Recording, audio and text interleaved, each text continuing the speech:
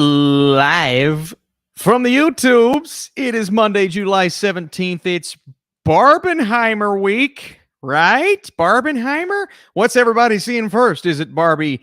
Is it Oppenheimer? We're going to discuss that tonight, along with all of the other things that you all want to talk about. As always, this is a live Ask Me Anything.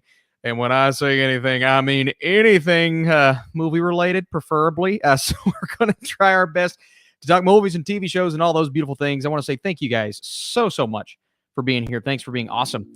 And thanks for all the support that you guys have given me over the last week. But let me tell you, this is going to be one of the biggest weeks on the channel. It's going to be one of the biggest weeks in history because no two popular movies have ever released at the same time.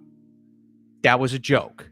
This has happened on many occasions where two very anticipated films have released in the same week. It happens all the time. But for some reason, Barbie and Oppenheimer, it feels like they are just two distinct and different beasts. And this has become an event that we're all going to have to take part in. All right? So I don't want to see anybody coming next week to this live stream and saying, well, I haven't seen Barbie and I haven't seen it. It's got to happen. We need double features all the way around. Just kidding. I know it's not possible.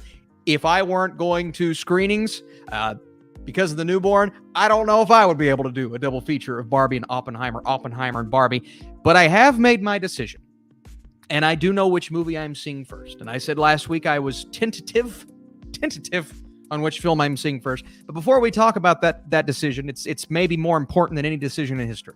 It could be more important than LeBron's decision to go to Miami. All right, but we'll get into that. We'll discuss it right now. I got to in the comment section. I got to see what you guys are doing. We have over 50 people, 50. And if you guys are here and you're part of the crew, part of the ship, you've got to hit the like button, man. That's the best way to get this video out to the peeps, get the video out to the new peeps. But don't only do that. Don't just hit the like button. Don't just hit the subscribe button. You can do those things.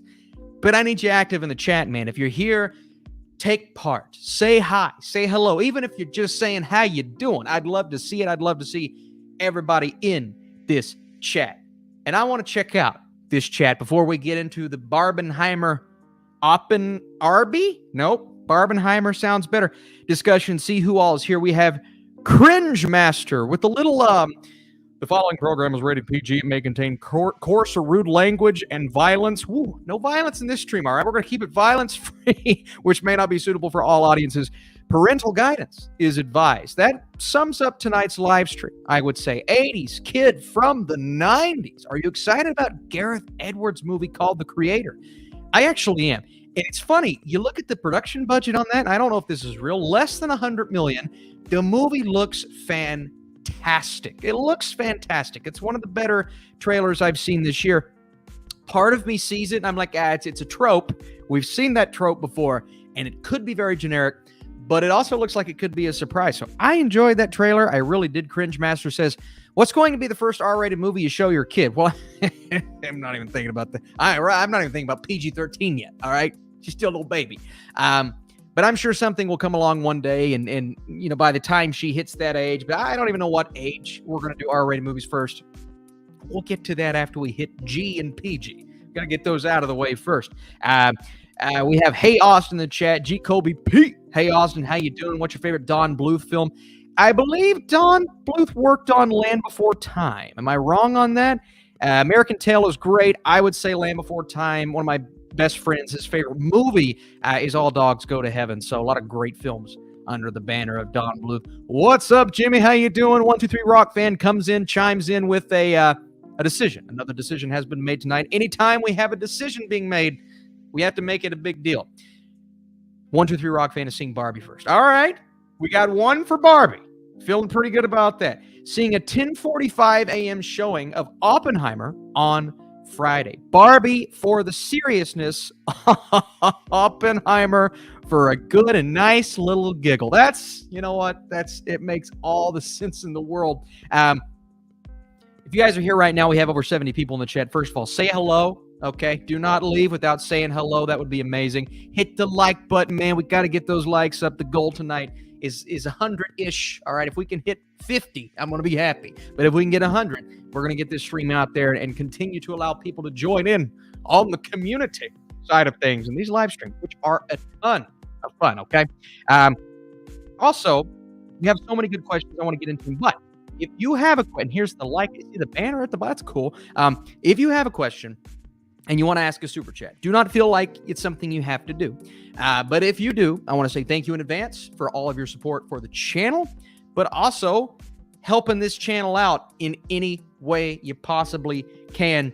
I'm going to see Oppenheimer tomorrow. It's a 3-hour journey to see Oppenheimer, which is right around how all of my screenings are. I drive 3 hours, I see a movie. That's how they all go, right?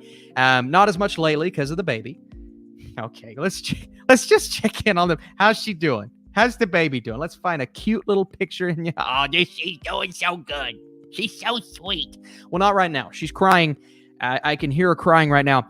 But don't worry, my wife is watching her and doing all of the important stuff while I'm down here in my basement in front of my figurines. Life is good.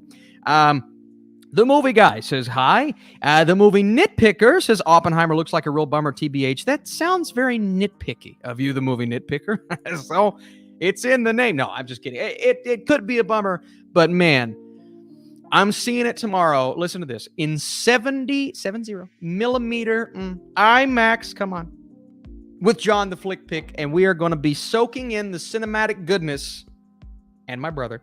And you're going to see a reaction after the movie's over with my brother and the Flick Pick. And hopefully we're going to be positive. But I can't guarantee anything, all right? But I know the 70 millimeter IMAX is going it's going to help, all right? It's going to be amazing. I can't wait. If the movie sucks, at least the experience is going to be good. I know that.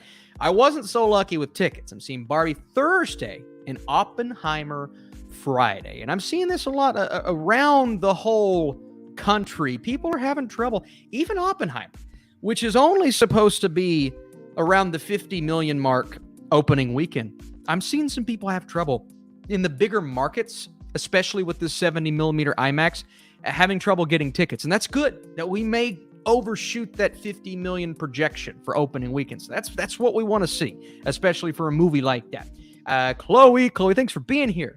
I can't think of two completely opposite movies coming out the same day. I'm telling you this, though.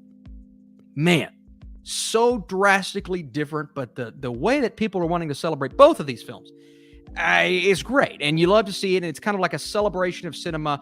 And it's not the only good movies in theaters right now, folks. Mission Impossible Dead Reckoning is in theaters, and I think that film deserves support. I really do.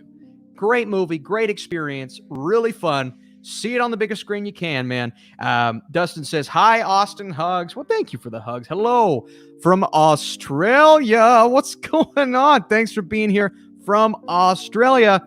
That is fantastic. That is awesome. I see we're at 40 likes right now. Let's gotta pump them numbers up. Those are rookie numbers. Got to get them numbers up to 50, 50, rookie numbers. You guys got to know what movie that's from. It's from Transformers, absolutely. G. Colby P says, well, I know Austin's a Nolan fanboy. Hey, whoa, watch it. Maybe. But he probably played with some Barbie dolls when he was younger, so he's seeing Barbie first. Listen to me, G. Colby P. I only played with a handful of Barbie dolls, all right? I don't know how you knew that. I was more of a Ken guy. All right, Ken was cool. I aspired to be like Ken. And in the words of Ryan Gosling, I was never Ken-enough.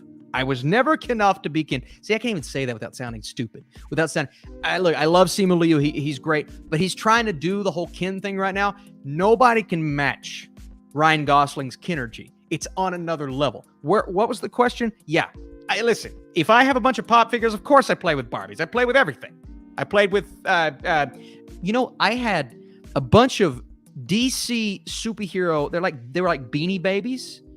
Sounds so lame, but I had them and I left them outside when I was 5 years old, and they mildewed, and Mom had to throw them away, and I was devastated. I had the whole Justice League, everybody. That was tragic. And I also think that was the year when I snapped into reality. You know, when you hit that age and before your mind's just mush and you're like, what is this world? And then all of a sudden you're like, oh, I'm a human and there are other humans. Yeah, that was around that time.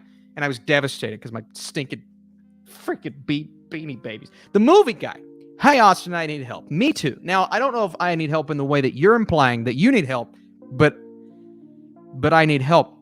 John said, hey there, Austin. How's Riley doing? Oh, John, she's great. Like I said, she's upstairs. She was crying. I don't hear cries now, so she's probably been silenced. No, she was probably just hungry, but she's doing wonderful. The dogs are great. The wife's great. Mom's up there helping with everybody. Not Riley's mom, but my mom. So I get the moms, my mom, her mom. They're up there doing something. More important things than what I'm doing, but I'm still here. I'm seeing Barbie first. That's a pretty good call. Listen, you can't go wrong. Whatever you choose, it's going to be a victory. All right. By the way, we're over 50 likes. I wish I could play celebratory music right now. We're going to have to make that a feature. Anytime we get over 50 likes, we play music. Anytime somebody leaves a super chat, we need a ditty or a jingle. I'm going to make that. So next live stream, when you guys do a super chat or we hit 50 likes or 100 likes, the threshold, we're going to do a jingle, a ditty. It's going to be the stupidest thing you've ever seen, but it's going to be so much fun.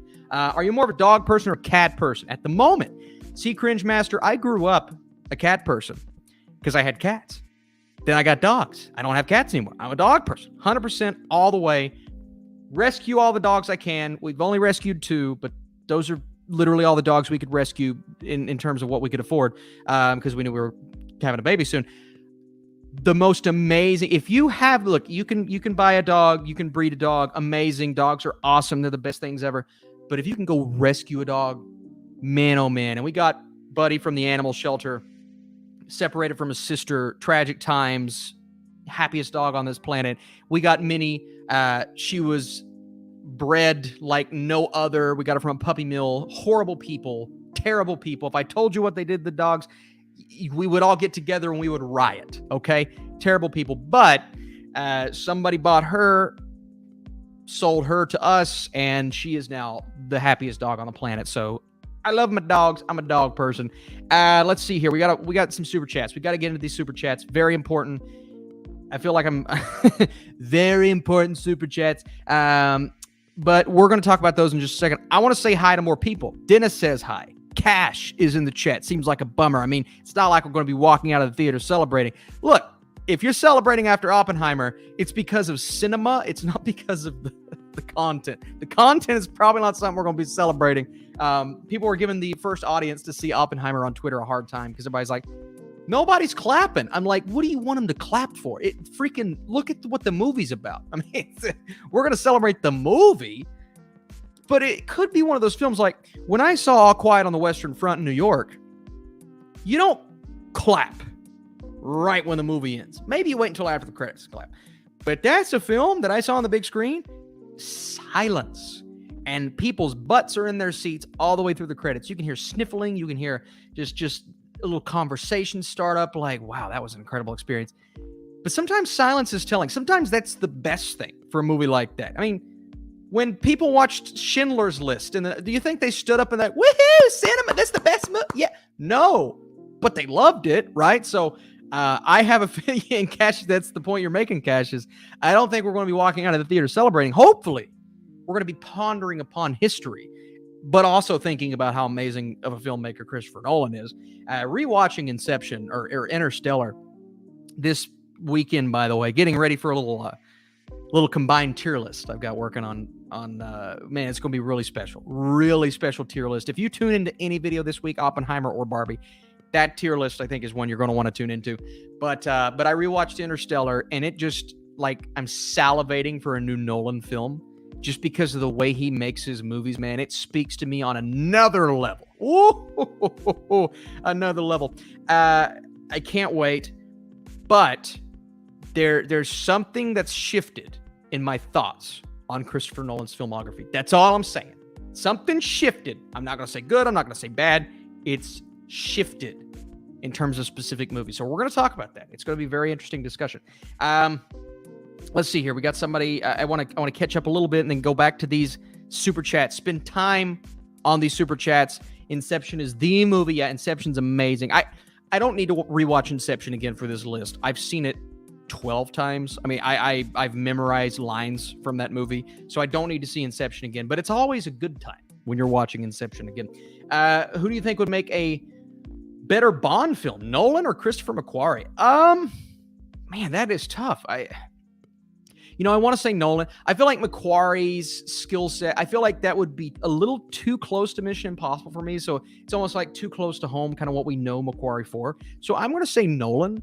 That would be distinct from the rest of his filmography, whereas Macquarie, Mission Impossible movies, similar genre, similar-ish style, similar-ish lead character. Not really, but you know what I mean. I would go Nolan. I would like to see that. What do you prefer, the Batman or the Dark Knight? The Dark Knight still, but the Batman is just a fantastic movie. I really, really loved it.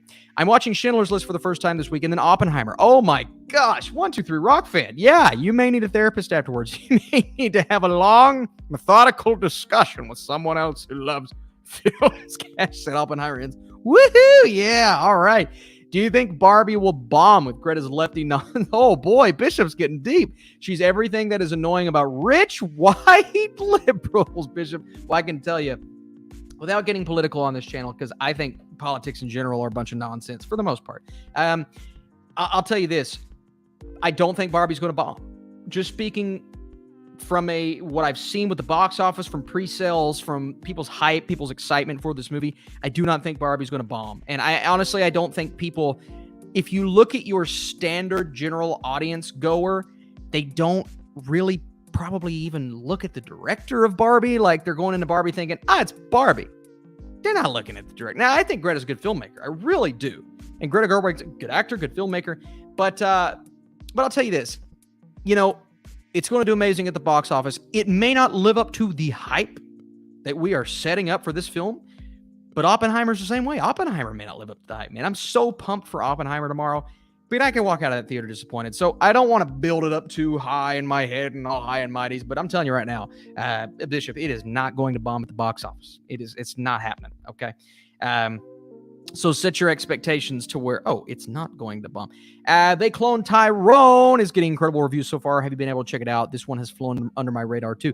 Yeah, it flew under my radar to the degree of me not requesting a screener for it. So that's my fault. I should have requested a screener. I should have seen it by now. All my peers were seeing it, but with the baby, man, I just forget. I've been very forgetful lately. So I will see it when it drops on Friday. I will absolutely review it for you guys. I'm hearing good things. I'm seeing good things on Twitter. By the way, hey, listen, we're over 90 people right now. Hit that like, man. If you guys want to hit that like button, we're over 60 likes. We got to get to 70 likes and then 80 likes, and then we're gonna get all the likes. So if you want to smash the like button, God, that was so cliche. YouTubers, they always say smash the button. Why don't they just say hit the button? They just click the button. Don't smash the button, and you won't be able to watch the rest of the video because you've smashed your computer. I've been in the house too long. I have a newborn upstairs. I've been in the house too long. Let's get into these super chats here, man. You guys, so many great non-super chat questions. I could answer them all day, and we'll get back to them. And I appreciate everybody in the normal chat, but I got to get to these super chats, man. So we're going to start with Steph. And Steph asks a great question. What's your favorite movie with the word I in the title? Man, Steph. Going down my favorite movies list, Arrival, Sing Street, Social Net. Oh man, I could. Here, I'll tell you. Let me go to my favorite movies of all time list, and I'll give you the one with I in the title. Why did I think of I Am Legend as the very first one? Now, I know that's not my favorite one. That's a 7 out of 10 for me. Let's see. Do I have any in my top 100 movies of all time? Shawshank Redemption, is whatever, Spirited Away, Fight Club, The Thing, Back to the Future. I'm not seeing any eyes on my top 100 list. Am I going to have to think about this?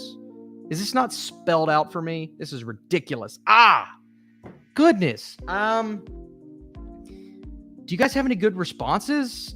I mean, somebody said Lord of the Rings. Oh, wait. Are we just doing I and I think they mean I by itself, like I Am Legend, I Am Crazy, John said I, Robot. Yeah, I mean, I, Robot's a good one. I know that's got to be something better. I Am Legend, I Love You, Man, that's a good one. I by itself, that's a great super chat, man. That's because nothing on my top 100 list. I Am Sam. I haven't seen I Am Sam. A bunch of people saying Inception, but I think the question is referring to I by itself. So just the word I, not the letter I. which I, Tanya, whoa, iridescent coming in clutch. That is a great response. I, Tanya. I love I, Tanya. That's the winner so far. 10 Things I Hate About You. Underrated picture. All right. Pretty good. No, that's okay. Hey, listen, I would have, I was thinking the same thing. But if it's I by itself, I think the winner's I, Tanya, man. I really do. I, Tanya is, boy. And what a great super chat, by the way. Starting off strong, man. First super chat of the day. My God. That's a great movie. Margot Robbie, to this day, look, she was amazing in Wolf of Wall Street. I think that's her best performance. I think that is a lead performance. And let's also talk about Paul Walter Hauser in that movie. But Paul Walter Hauser is spectacular. Sebastian Stan, it's all coming back to my brain now, was in that film. Great movie. One of my top 20 films of that year. I want to say top 20, maybe top 15. Banger. Absolute banger. Somebody said, I am Austin Burke. I don't think that's a film yet. All right. It's coming. It's coming. But yeah, I Tanya's gotta be the winner right now, man. Of just the word I. Now the letter I. Probably Inception or Lord of the Rings, because there's an I in rings. All right. Great super chat. Let's give another shout out to Steph for that awesome super chat. And Steph, the $9.99 super chat. Thank you so much for being here, my friend. Thanks for asking questions, being a part of the conversation, and just kind of stumping me at first. Are you really going? My favorite questions are the ones that I just have to sit here and go, I don't know what that means. I have no clue. The movie nitpicker said Austin Burke biopic. That would be the most uninteresting. Actually, I don't think it would be. There's a lot of stuff. I worked for the government. That could make for some interesting stuff. I'm just saying. I'm not gonna say what I did, but I'm gonna say it was interesting. Let's see here. We've got next super chat from Samir. I believe it's Samir. This might be out of topic. Is The Crown? We got a question about The Crown. Okay. Is The Crown watchable? Well, it's a very simple question. Is The Crown watchable? The immediate answer is yes. The Crown is watchable. Taking it beyond that, I think The Crown is a great Netflix show. Now, the latest season, in my opinion, wasn't the strongest season. It's a good season. It wasn't the strongest season. But if you go back and you kind of watch it through and you're soaking in history, but at the same time, you're getting all of these spectacular, like Emmy level performances here. And they change casts every season or two. So sometimes they'll go a season, they'll change the cast. Sometimes they'll go 2 seasons, they'll change the cast. But it's always so interesting because they get either big name stars or stars on the rise. And you're always going to get some of the best performances of that year. So for me, I would say for the performances, for the little look into history, some people got mad that they were over-exaggerating on a few things and talking about topics that made people upset and all that stuff, blah, blah, blah. But for me, The Crown is quality filmmaking, quality storytelling for the most part, and I thoroughly enjoy it. So I think The Crown is watchable. That's a good super chat. Thanks for the super chat. Thanks for being here. Always asking questions. I know people by their profile pics now. So whenever I see certain profile pics, I'm like, okay, you've been here every week, which is amazing. How come you never did a reaction to Christopher Nolan Snow movie? Oh, I assume you mean new movie, Oppenheimer. Very simple answer to your question. First of all, thanks for being here. Thanks for asking your question. I haven't seen it yet. You may have just come in when I was talking about it. But yeah, so I am seeing Oppenheimer, just so everybody who's here now will know, and I ain't going to tell you exactly where, but I will tell you that I'm seeing it in 70 millimeter IMAX in somewhere in Indiana. And I'm meeting up with the Flick Pick. I'm meeting up with my brother to take the journey all the way to Indiana. It's going to be a fantastic time. Just the experience hopefully should be great. Now, I hope the movie's great on top of that, but the experience is great. I know a lot of people, that's probably Nuclear Venom. That's probably why you're asking this question. A lot of people have seen it, but I live in Kentucky and we only get a few cool things. And this is a cool thing. So when I get the opportunity to drive 3 hours for the cool thing, I'm going to do it. So that's what I'm going to do. And it's going to be a long journey. and it's going to be a long movie, and I'm not getting back till like 4 a.m, but it's going to be worth it. Okay. And the reason I'm not getting back till 4 is because I plan on shooting my reaction, editing my reaction immediately, putting out my tweet, all of those things in the car. I may ask my brother to start our drive home. We'll see what happens. But thanks for the question. Thanks for being here. The next super chat we have is Mason the Nerd. No way. Hit 1,000 subscribers. Mason, stop it. You know, I remember, Mason. This takes me back. When you talked to me physically, face to face, about starting a channel. And that was such a cool conversation to have. And you hit 1,000 subs. Come on. That's incredible. 1,000 subscribers. Now, see, this is proof. Mason with the super chat. Mason, thanks for being here. This is proof. You can do it. I mean, Mason is living proof. I talked to Mason about starting a YouTube channel, and he asked for my advice. I can tell you right now, my advice did nothing for Mason because Mason said, screw it. I'm going in.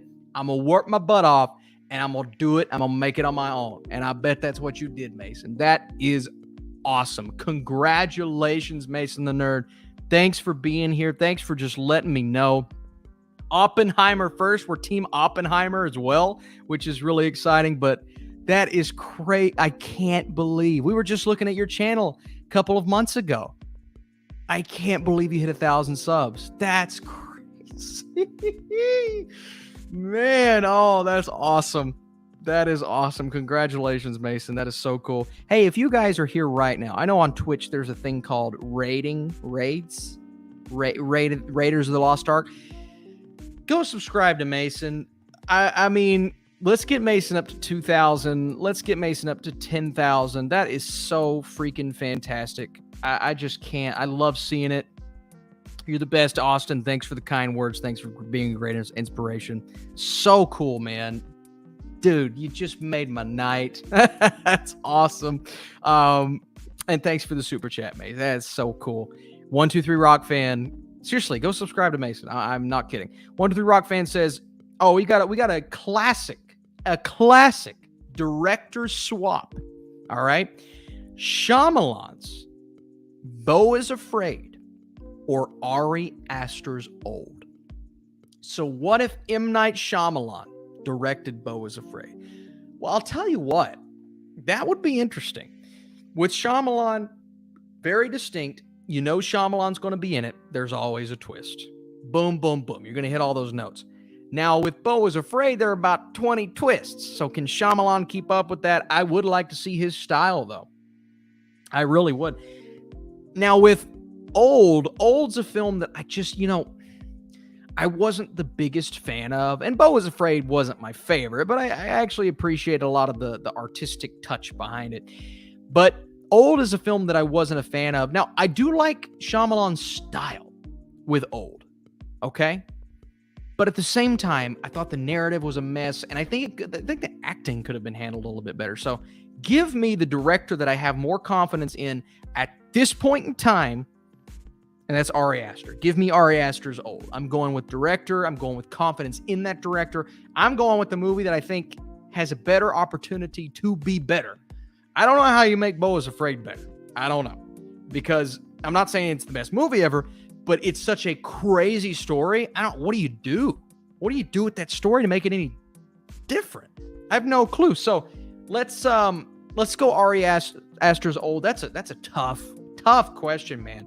123 Rock Fan. Thanks for the super chat. And thanks for a lot of you guys stumping me tonight with some of these questions. But I'm going to go with the movie that I think should be better, by the way, guys. I think we're up to 75 likes. If you're here, if you just got here, if you plan on being here for a little longer, okay? You stay with me now.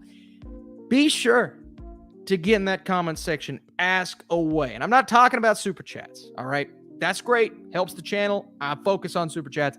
Ask away, man. We started out this live stream, and I could not stop answering all the non-super chats because there are so many good questions. So if I missed your question, Apologies in advance. I'm going to try to get to everything I can possibly get to. But it's Barbenheimer week, and I need to know who's going to Barbie, who's going to Oppenheimer. I got to know. Everybody who's here, I got to know.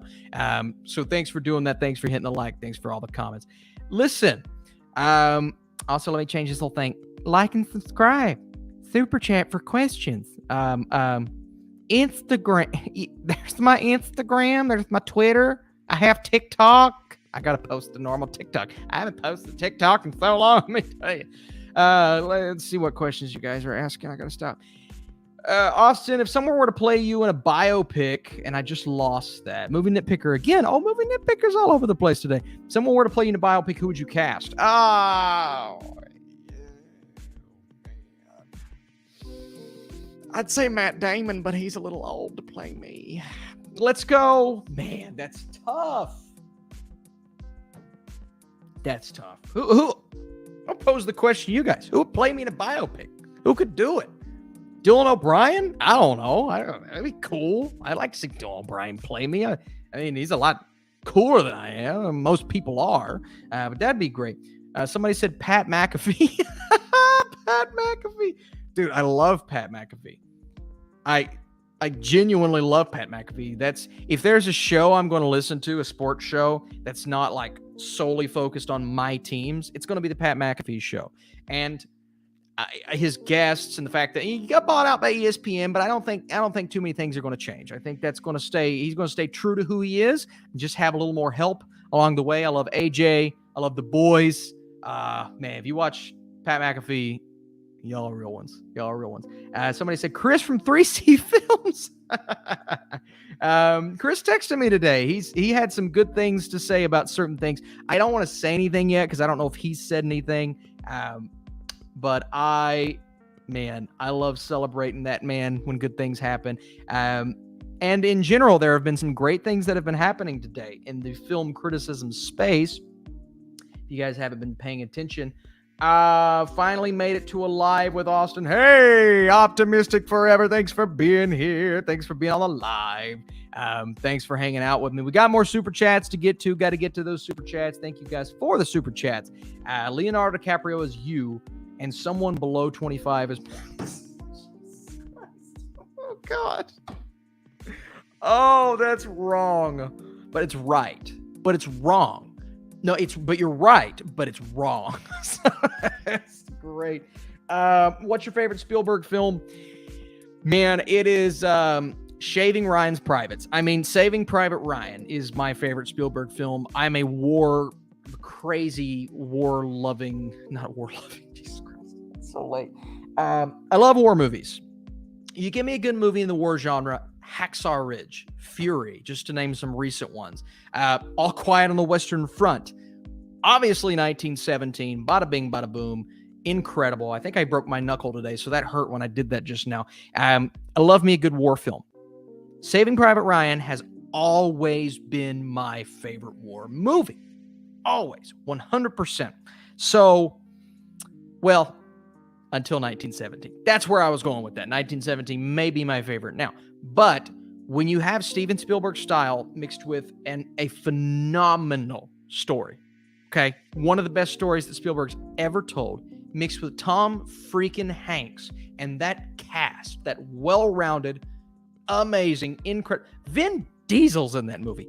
Family, all right? Matt Damon's in that movie. It's so good, and I love it for a lot of reasons. Now, I could go Jaws, I could go E.T., I could go Raiders, I could go Schindler's List, I could go Jurassic Park. Those are all in the conversation, all of those movies. But at the end of the day, I look at the genre that holds the most emotion for me. It's a war film. It is a war film, and Steven Spielberg directing a war film is just the best. Absolutely the best. Do you think Oppenheimer is appropriate for teens? Because planning for the Barbenheimer double feature is kind of hard. Look, and I can't say because I haven't seen the movie. What I've heard about this film is that there are going to be some very intense moments, and there's also a very intense sexual scene. And so, for me, is all teens are different. obviously the younger teens like 13, 14, if it were my child, and this is just me, nobody has to do what I do, I would not let them watch Oppenheimer. But you get into your older teens, all teens kind of have like a different, and parents will get that sense. If you think you can handle something as just, it's terrifying, the history behind this movie. And this isn't even talking about the sex scene or the cursing or any of that stuff. I mean, kids curse. Kids are going to curse, right? You're going to hear curse words. You get on your iPad, you hear a curse word. I'm talking about the history of Oppenheimer and the brutality behind it and what this movie is about. For a young kid, and I say teenager, that's a young kid, okay? Teenagers in my eyes are young. I just don't know. And I don't think young kids are going to like Oppenheimer, to be honest with you. Unless you're a film junkie. Like if I watched Oppenheimer when I was 13, not knowing who Nolan was and not being a big film guy, I'd probably been like, yeah, whatever. I mean, I watched Schindler's List in high school, okay? I was 15 at the time, and it was great, and I knew it was great, but I'm like, this is kind of boring. I'm a 15-year-old kid. I need to go outside and play. I need to do other things. All right. At 15, your brain's not formed. That's the way it is. So when it comes to a movie like Oppenheimer, it may be too much. It may be too dark. It may be too horrifying, but it also just may be something that you might want to wait on until you're a little older, to where you can kind of like, okay, now I can start to appreciate it just a little bit more. But like I said, all kids are, I'm just speaking from my experience. All kids are different. I mean, you could be a 13-year-old and be a history buff and a history nut and absolutely love what Oppenheimer is all about. So I say, Holo, and thanks for the question. Obviously, it's a great question. But I say just kind of judge it based off of how you feel about movies like that and slower moving movies and the history of it all and all of those things. Somebody said I'm 21. Can I watch me? I assume you mean, can I watch Oppenheimer? Yeah, do what you want. You're 21. Yeah, do whatever you want. I wasn't even born when Schindler's List came out. Wow, that makes me feel old. Was I born when Schindler's List came out? I don't think I was either. Let's see. Schindler's List, which I just passed on my favorite movies of all time. I will also tell you where Schindler's List ranks. Dang it, 1993. I wasn't born either. It's okay. Schindler's List is my number 49 movie of all time. 49 in my top 50. So if you ask me, I can officially say Schindler's List is one of my favorite movies of all time. That being said, it's not a movie I don't know if I ever want to see it again. I don't know. Just because it's my favorite, it doesn't mean I don't know if I want to see it again, man. There's a lot about that movie that hurts. It hurts to watch that film. Is 27 old enough for Barbie? No, you have to be 35. If you're not 35, you can't watch Barbie. So anyone who's under 35, which means I can't watch Barbie. Dad, darn it. All right, I got to start getting to these super chats, guys. So let's go back to where we were. And I believe our last one was 123 Rock Fan, which is a phenomenal super chat. Let's get into Cash. Cash, your super chat is, good Lord, man. Good God. All right, fine. Also, we are at 84 likes, man. We are so close to 100. If we can get 100 likes by tonight, I don't know what I'll do, but I'll be happy about it. Man, okay. James Wan's Hereditary, Ari Aster's Insidious. I'm going to answer this as quick as possible because I could spend 2 days on this question, okay? James Wan is an amazing horror director. We know that is a fact. The way that he handles movies like Insidious, the role that he played in Saw, the direction of the Conjuring franchise, all of it is spec-freaking-tacular. Hereditary is a very different kind of movie. It's a very different style. And maybe I'd love to see something like that. But I don't know if James Wan's touch fits Hereditary for me. At least the story that I got. So then I look at Ari Aster's Insidious. Insidious is a great horror film. It's one that is, I'm not going to say it's forgotten because we just got the 6th movie, but it's one that's not looked upon as, here's one of the greatest horror movies ever made. Although I do think it should be closer to the conversation. I'm not going to put it in the conversation, but I think it should be closer to the conversation. And a lot of that is the direction from James Wan. But I look at what Insidious, the flaws of Insidious, and I do feel as if Ari Aster could fill in some of those gaps and steer a little more away from those conventional jump scares than James Wan, and maybe bring something a little more eerie to the table. So if I had to choose, I'm going Ari Aster's Insidious over James Wan's Hereditary. That's my reasoning. That's my rationale. That's a heck of a question, Cash. That's a heck of a question, my friend. Thanks for the super chat. Steph is back with another super chat. Steph, thank you so much. You don't have to do that, but I appreciate it very much. Thanks for the support on the channel. And let's just see, Cash, what he had to say about this. James Wan is honestly close to Wes Craven on my list of horror directors. He's so good. He is. He's spectacular. And what he does best, and I don't mean, and he says some of it hasn't aged the best, but it's awesome still. And I don't mean what James Wan. Look, jump scares, if executed properly, are great. And for me, James Wan is probably the best jump scare movie director out there. James Wan handles jump scares better than any other horror director. Modern. Okay, you talk about Wes Craven, there you go. But modern, like somebody who's directing right now, yes, I put James Wan on that list. Have I been saying James Gunn? I'm very tired. But James Wan is so spectacular when it comes to that. And that's why I think he's wasting his time with Aquaman, directing the first Aquaman.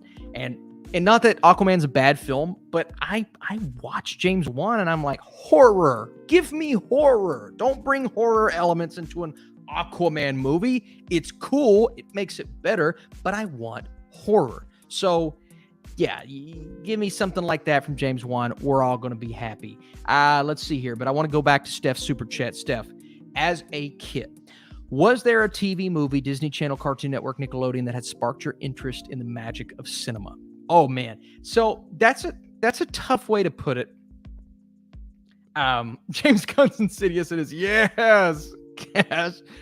I don't know if there was ever an original movie that sparked my interest in cinema.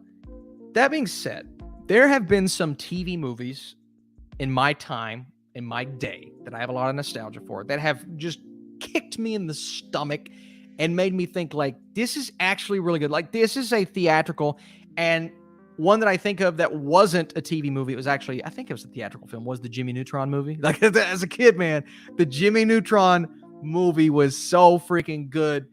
Oh, it was so good. You watch it now, it's fine, but as a kid, that was the best. Scooby-Doo on Zombie Island. And I don't know if it was one of those straight to DVD things, but I saw it on Cartoon Network. I saw Scooby-Doo on Zombie Island on Cartoon Network. So I think it was a TV movie or a straight to DVD movie, or I don't know. It could have come out in theaters. I don't know. Who cares? That's one of the best animated films. I'm not going to put it in my top 10 of all time, but that's one of the best animated films there is. That is the best Scooby-Doo movie. All right. As much as I love Scooby-Doo 1 and 2, the live action films, I have nostalgia for those movies. I think they're fun. That's the best Scooby-Doo movie, bar none, hands down. And that was a straight to TV film. I'm pretty sure it's a straight to TV film. That one hit me so hard. Disney Channel. Look, can I talk about Lemonade Mouth? All right, this didn't spark my interest in cinema. This didn't change the game. I'm not a freaking different human being because of Lemonade Mouth. But it's actually good as a Disney Channel original movie. It's good. Halloween Town? Are you kidding me? Halloween Town was so much fun. It went a little off the rails. All right, it went a little off the rails. The sequels did. That was great. And I could go on for days about those Disney Channel movies. I was a High School Musical nut.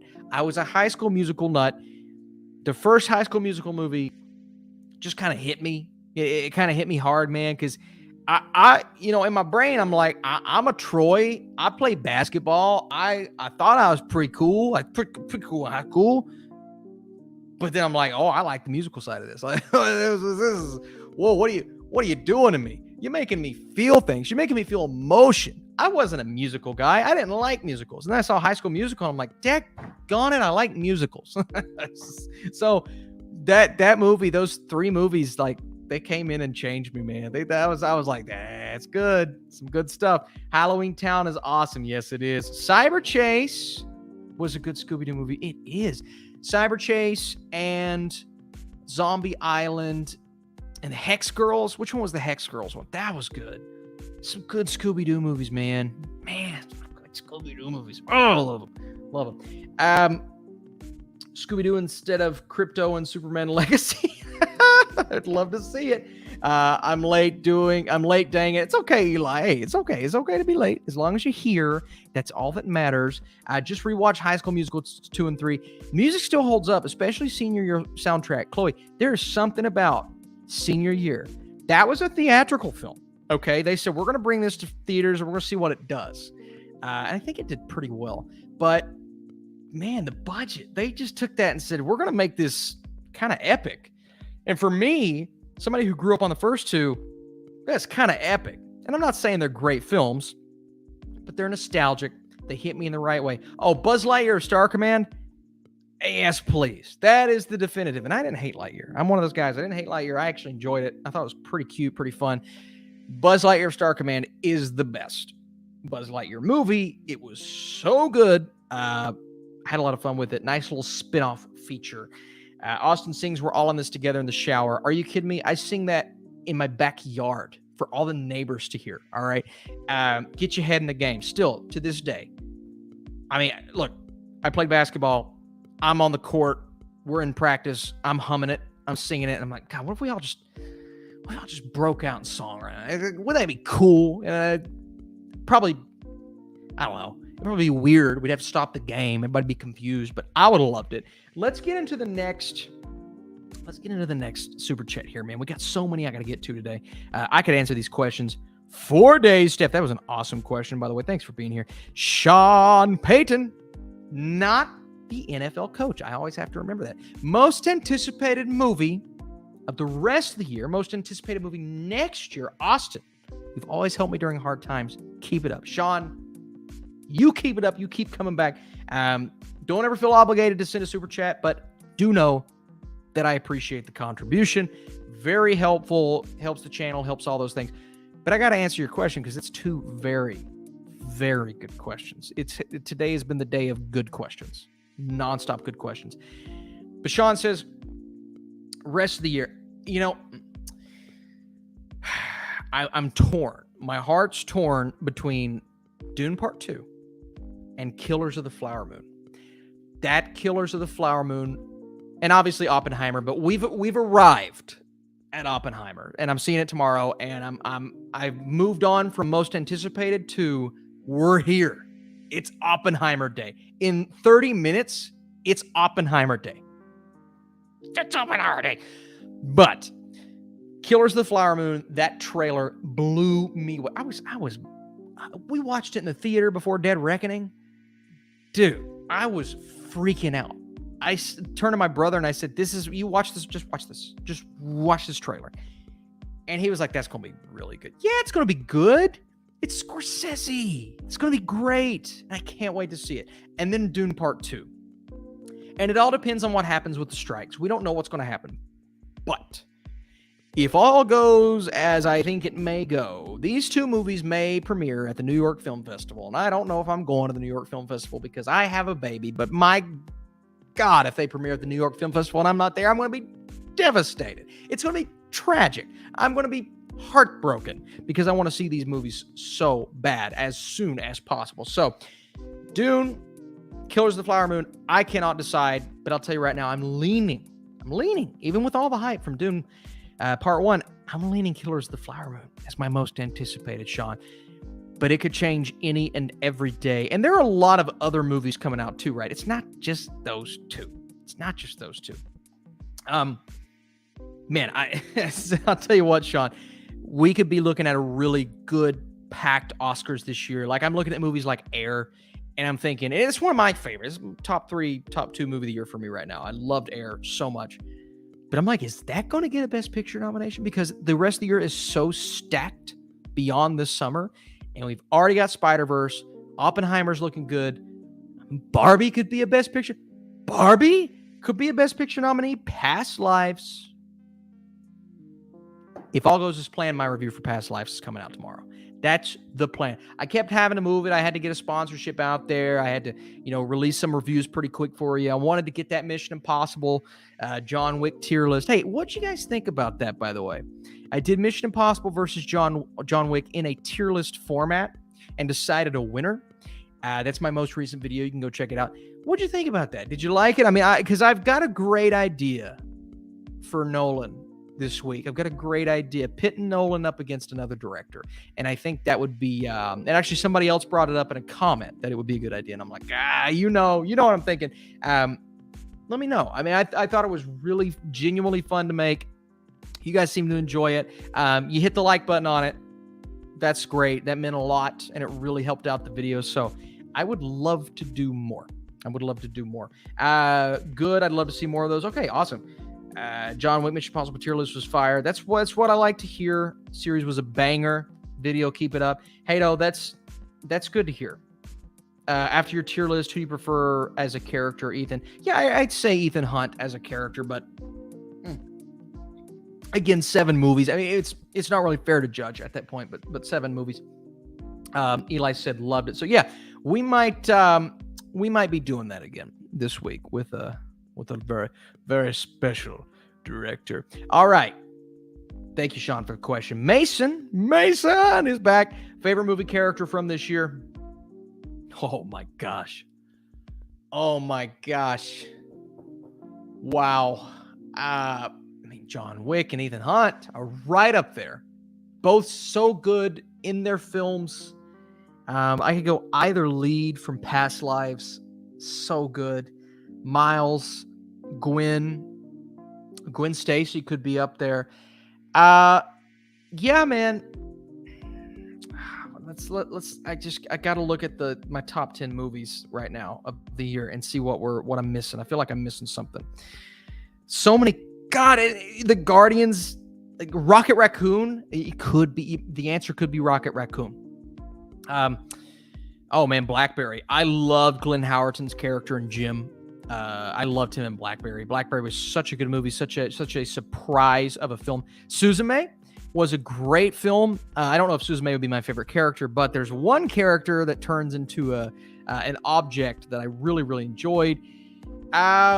You know what? I am going to go right now. Matt Damon as Sonny, Sonny from Air. Matt Damon as Sonny from Air. That's probably my favorite character of the year. I love that fast-paced, quick, witty dialogue that they have in Air. And for me, his character represented everything that I wanted to see Matt Damon do in that movie. Ben Affleck, it's funny. It feels like they're best friends or something in real life. It's like Ben Affleck knows how to direct Matt Damon, but Ben Affleck brought everything out of Matt Damon that I wanted him to. And that was he was such a fun character. But I could go many, many characters from that. Jason Bateman in that movie, great. Chris Tucker in that movie, so funny. My God, Chris Tucker. We can't forget about Air, guys. Please don't forget about Air. It was so good, and I loved it. Let's see what you guys are saying. Nick Cage's Dracula. Hey, he was actually really fun. Jimmy said, yeah, there we go, Jimmy. Yeah, there you go, Jimmy. Sonny and Air. Yeah, that's it. That's the character. Halle Bailey is Ariel. Not my favorite, but a nice surprise. She was perfect as Ariel, wasn't she? She was so perfect. Rocket, great answer. Let's see. Ariel, Halle Bailey. John said Rocket Raccoon. So we got a couple of Rocket Raccoons. And I'm telling you, that's a heck of an answer. The mom from Evil Dead Rises. What's Damon? The mom from Evil Dead Rises because she's hot. Damon, I like your rationale there. I can't say if I agree or not because I'm married. Honestly, I can say it. Yeah, I do agree. Michelle Rodriguez's character in Dungeons and Dragons was great. God, hey, how about Chris Pine from Dungeons and Dragons? How about Reggie Jean Page from Dungeons and Dragons. What a great character. Gwen, Megan the Killer Doll is a great character. Blackberry is my favorite movie of the year. Then Air. Oh, more than Air. Okay. Hey, that's okay. I think they're both great movies. The Spot. Good choice. The movie nitpicker. Good choice. That's a great character to have. Already known character would be Rocket. Yeah. So what a good list of guy, man. I could go with any of those characters. Underrated for me is Mantis in Guardians of the Galaxy. I thought Mantis, what she was able to do in that movie, and she's continuing to grow, and we're learning more about her, and boom, boom, boom. I mean, she's getting better and better. I love Mantis and what they're doing with her right now. I really do. Let's see here, guys. Man, we gotta keep pushing with these super chats. Gotta keep moving. Next one is from Rocky McFly.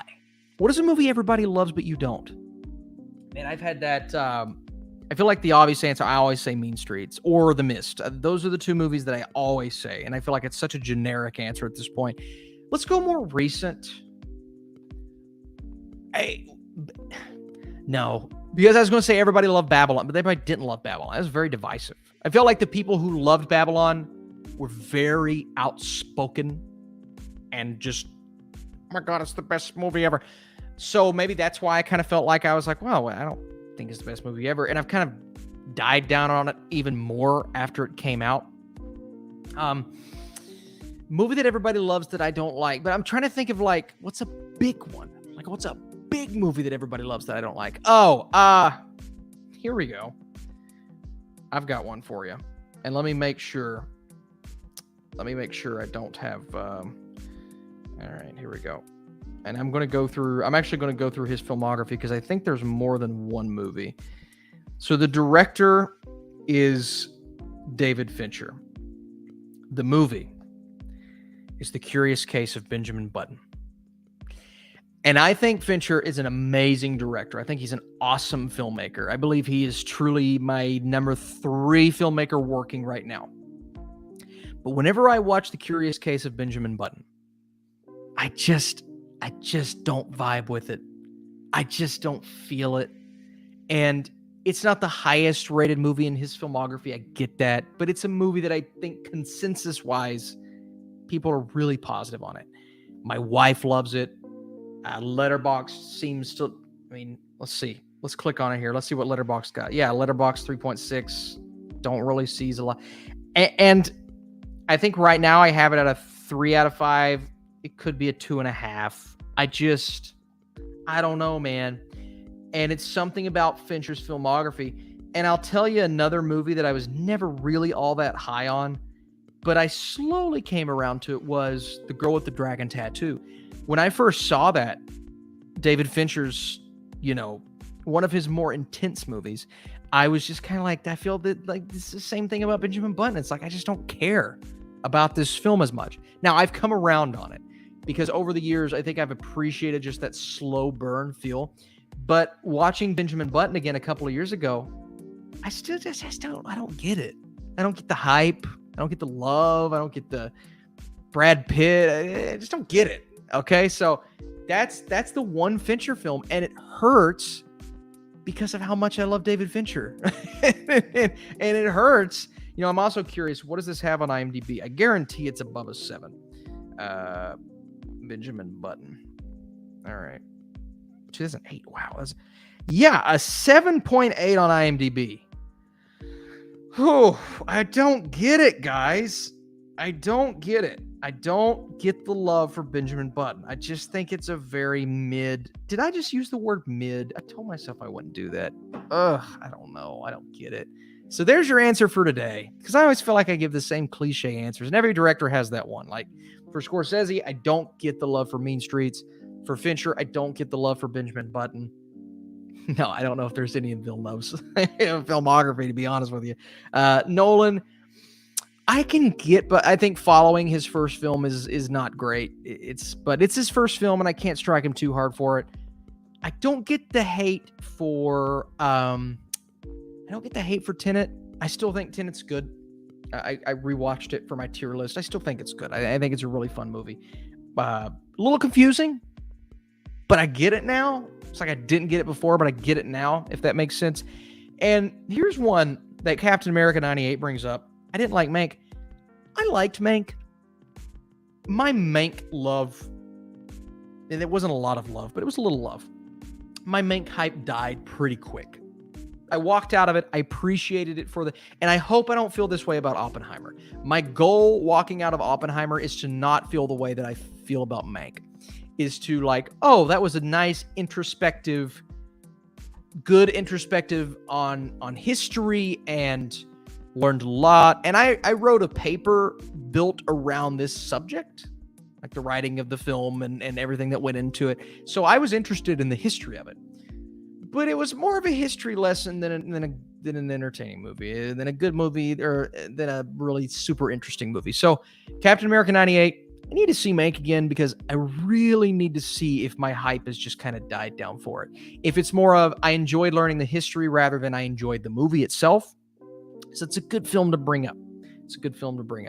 God, again, great freaking questions, guys. Let's go into the next one. That was from Rocky McFly. This is from Michael. Michael, what's up, Michael? How you doing? Which recent releases should get added to the Criterion Collection? I think The Green Knight, Spencer, Pig, Tar, and Descendant should be added. Ooh, that's a good question. A good question.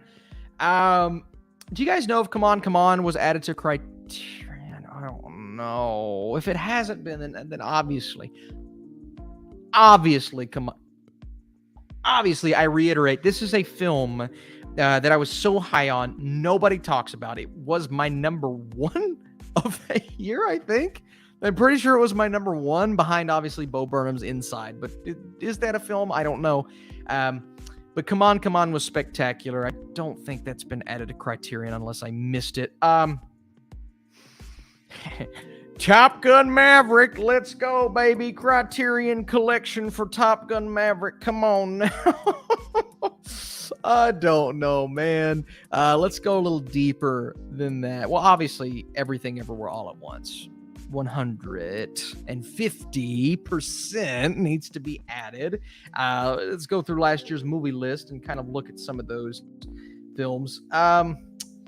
And man, just looking back, last year was truly a good film, or a good year for films.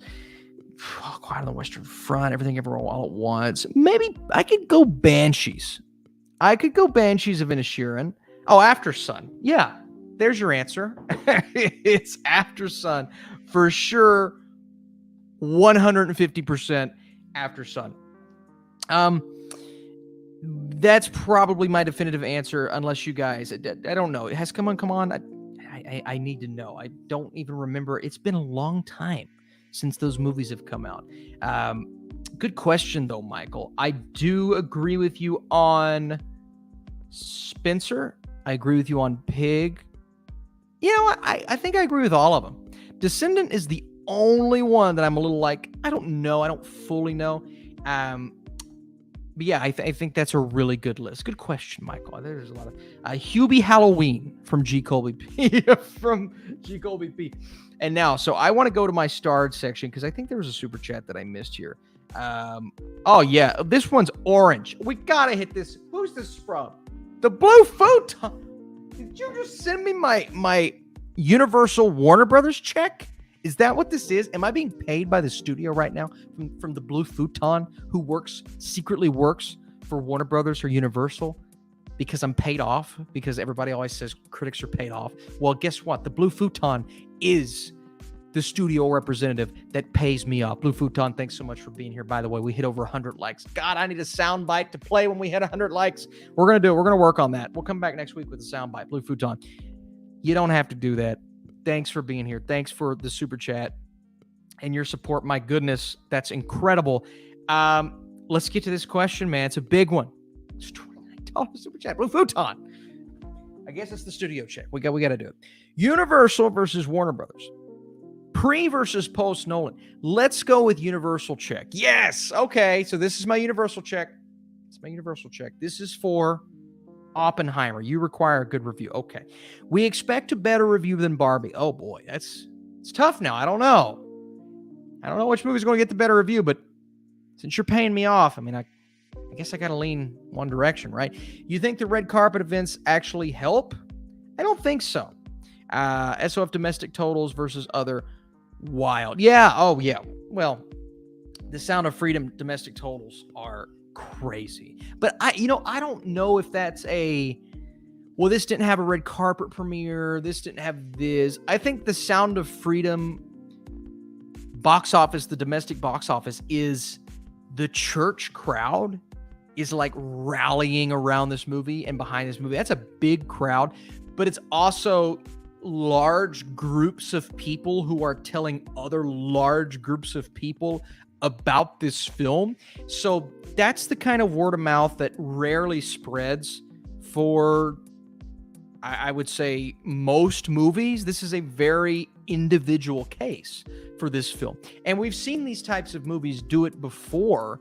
But the thing is, and I said this in my review for it, I wouldn't even consider Sound of Freedom fully leaning in one direction. I mean, obviously you look at the people behind it and all the craziness about it, but that church crowd is taking that, and those are the groups that are going out to the theater, man. I'm telling you right now. And so they're showing out. The box office is huge. It's going to pass The Flash. Think about that. Sound of Freedom could pass The Flash. Not speed-wise, because The Flash is faster, obviously. But in terms of domestic box office. Not worldwide, just domestic. But that is crazy to me, man. Wow. Like, this world is crazy, because I never in a million years could have predicted something like that. So, but I wouldn't say, Blue Futon, I wouldn't say that's because other studios, they don't need the red carpet premieres. They don't need this. They don't need that. I do think those things are maybe not necessary, but they're good. They're good to have. Sound of Freedom is such an individual case because the church crowds are telling the other church crowds, and this is large groups of people, and everyone's grandma's going to see it. And I don't mean that as a bad thing for the film. Again, I responded positively to the movie. I thought it was, a very well-made film, and I did not expect that going in, because I saw the budget, I saw all of those things, and then I see the movie, and I'm like, wow, okay, there's actual quality here, which again surprised me. So maybe people are seeing that, they're talking about it, and plus the A+ cinema score and all those really good things. Now, cinema score is something that doesn't always work in the favor of the movie. We've seen great cinema scores and the movies still fail, but you could also say cinema score is always going to help those second, third, fourth, fifth weekends in terms of drop. And what I'm hoping for Dead Reckoning, I mean, I think it got an A-, right? I believe it, or an A-, something like that. And so maybe Dead Reckoning cinema score is going to help it with the word of mouth, and even going up against Oppenheimer and Barbie, maybe that'll help it, But yeah, with the Sound of Freedom thing, man, I can't believe it's making as much money as it's making. That is wild to me. And don't ask me to explain it, because I don't get it. I just don't. Somebody said, let me see here. Somebody said something interesting, and it's scrolled past it. Scrolled past all the 80s kid from the 90s says, I think blockbuster movies are a thing of the past. Hollywood should focus on original ideas and finish the stories they started. I don't want to say blockbusters are the thing of the past, because we still got Guardians that did very well. Still had Spider-Verse that did very well. Barbie is about to crack 100 million opening weekend. That's great. Oppenheimer is going to do 50 million, which on its surface is like, okay, but 50 million for a dark historical film about the guy who created the atomic bomb, that's pretty good. Tom Cruise is still bringing the blockbusters to the big screen. Maverick, that is recent, guys. That was last year. Top Gun Maverick is still a talking point because it did what it did. Great opening weekend, but it stayed and it lingered and it stayed. It just resonated, and it never left theaters. Never left theaters. And that's what I like to see. But again, it's not always going to happen. So blockbusters are less frequently super successful now than what they were. And I think COVID for a lot of people made them think, well, I can just wait for it to come on streaming, or I don't have to go out to the movie theater, which stinks. And I don't like that. But not everyone has to agree on that. Not everyone has to say, oh, I have to go out to the theater. You don't have to. I think you should. I want you to support theaters. I think the theatrical experience is something that should be maintained. But you don't have to agree with me. And that's okay. So, yeah, in that way, blockbusters are not going to be as successful as they once were, but hopefully we can allow this to kind of stick. And I don't want it to go away, man. I don't want the theatrical experience to become nothing. And, it worries me because 25 years down the road, what's it going to be? It's a long time from now. What's it going to be? I believe Oppenheimer will do better worldwide. Maybe. But that Barbie, man, those Barbie numbers, they're going to be crazy. It's domestically, specifically, they're going to be crazy. Movies are good. I'm seeing Mission Impossible 7 tomorrow. Oh, I hope you'll love it. Favorite Tom Cruise movies? His best performance is Magnolia. Obviously, Top Gun Maverick. Mission Impossible Fallout. Mission Impossible Dead Reckoning. I still think of his performance. There have been a couple of, I'd say, more comedic performances, but Tropic Thunder, man, he's so freaking funny in Tropic Thunder. I always think about that. And then you can go back to the 80s and 90s and just boom, boom, boom, boom, boom. I could list 1,000 movies, but man, Magnolia, there's something about the way that he goes about his character in Magnolia that we've never seen from Tom Cruise before that, and we will never see Tom Cruise again. Let's see here. Also, before we get to the next super chat, who should play the flick pick in 3C films in your biopic? Sean William Scott as the flick pick and Jack Black as 3C films. G. Colby P, you just answered your own question. You don't need me for that. Come on. That's incredible. Oh my God. Blue Futon, I know I just kind of went off the rails with your thing and I talked about it, lingered on it forever. But it was a great question. And, I do think, and obviously we're in the middle of the strike right now. And we should be in the middle of a strike right now, to be honest with you. That should be happening. But it's going to be interesting to see what studios do now when they have to promote their films. Are they going to solely rely on red carpets with Disney characters like they just did for the Haunted Mansion premiere? Because that's what they did. Or are they going to find new ways around that? Are they going to find, TikTokers to promote their movies and things like that? And it's going to be interesting to see. And again, some people are looking at film critics and saying, well, aren't you promoting? No, this is a film criticism. If I like the movie, then I like the movie, but it's not me promoting the movie or being paid by the studio to promote the movie. Like that's not going to happen. And the only time I've ever been paid by a studio was to promote like a link or a ticket or here's some tickets or things like that. But I've never been paid. Blue Futon, it's funny. This is your question because this is our ongoing joke. But I've never actually been paid to say, this movie's great. Now, maybe some people are paid to do that. I'm not going to say it's fine, but whatever. But yeah, I think film criticism is important. I think it needs to continue. Hi, I'm new. You're new. Thanks for being here. I'm sorry. We're slowly getting to where we're hopefully going to end the live. I keep saying that. I have a newborn upstairs. I need to go help my wife. But you guys just keep asking so much. She'll understand, right? So many good questions. She's going to understand. She's going to say, honey, you keep doing what you're doing. You keep sitting in front of your figurines talking on YouTube. I will take care of the baby. Thanks, sweetheart. Don't you love me? Well, if you are here, we like to do these live streams every single week. That's the goal. That's the mission. So if you want to drop a like, be amazing. The goal was 100 tonight. We've already passed that. If you want to ask a question, that would be amazing. But if not, come back because it's Barbenheimer week. We got a Barbie review. We got an Oppenheimer review. We got a Past Lives review. It's going to be the biggest week of the year in terms of reviews. But we also have a tier list coming this week. And we're talking Christopher Nolan. But we're also talking somebody else. It's going to be a little matchup. One for the ages, I believe. All right, let's get back to these super chats. We had a great one from Blue Futon. Amazing super chat. Rocky McFly. Amazing. Michael Cox. Amazing. All right, Mikey Polito. Thanks for being here, man. Oh my gosh. Thanks for being here, Mike. Hope you're doing well, my friend. Looking forward to Oppenheimer, but have to pass on Barbie because I won't be able to look at Harley Quinn the same again.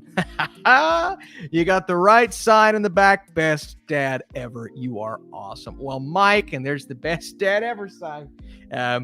Mike, thanks so much for being here, man. I miss you. I hope you're doing well. I hope the family's well. Hope all is going good in your personal life. My God. We need to do a little reunite episode of PopX Cast, man. I'm telling you, life's going good.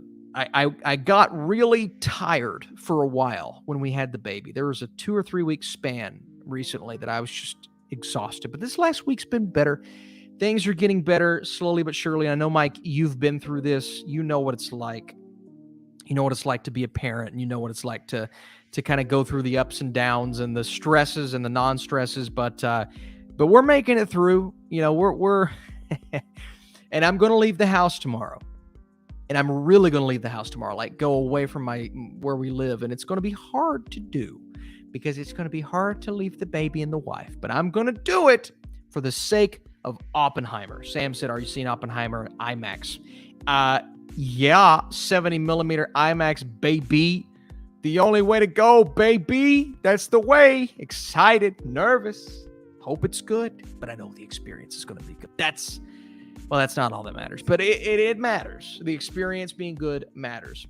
I'm so excited for Oppenheimer. I dreamed I missed it. That's the best. No, that's the best because when you get that excited for a movie or that excited for anything, I've been that excited for things before. Right before we had our baby, I was having dreams that like I didn't get to the hospital on time.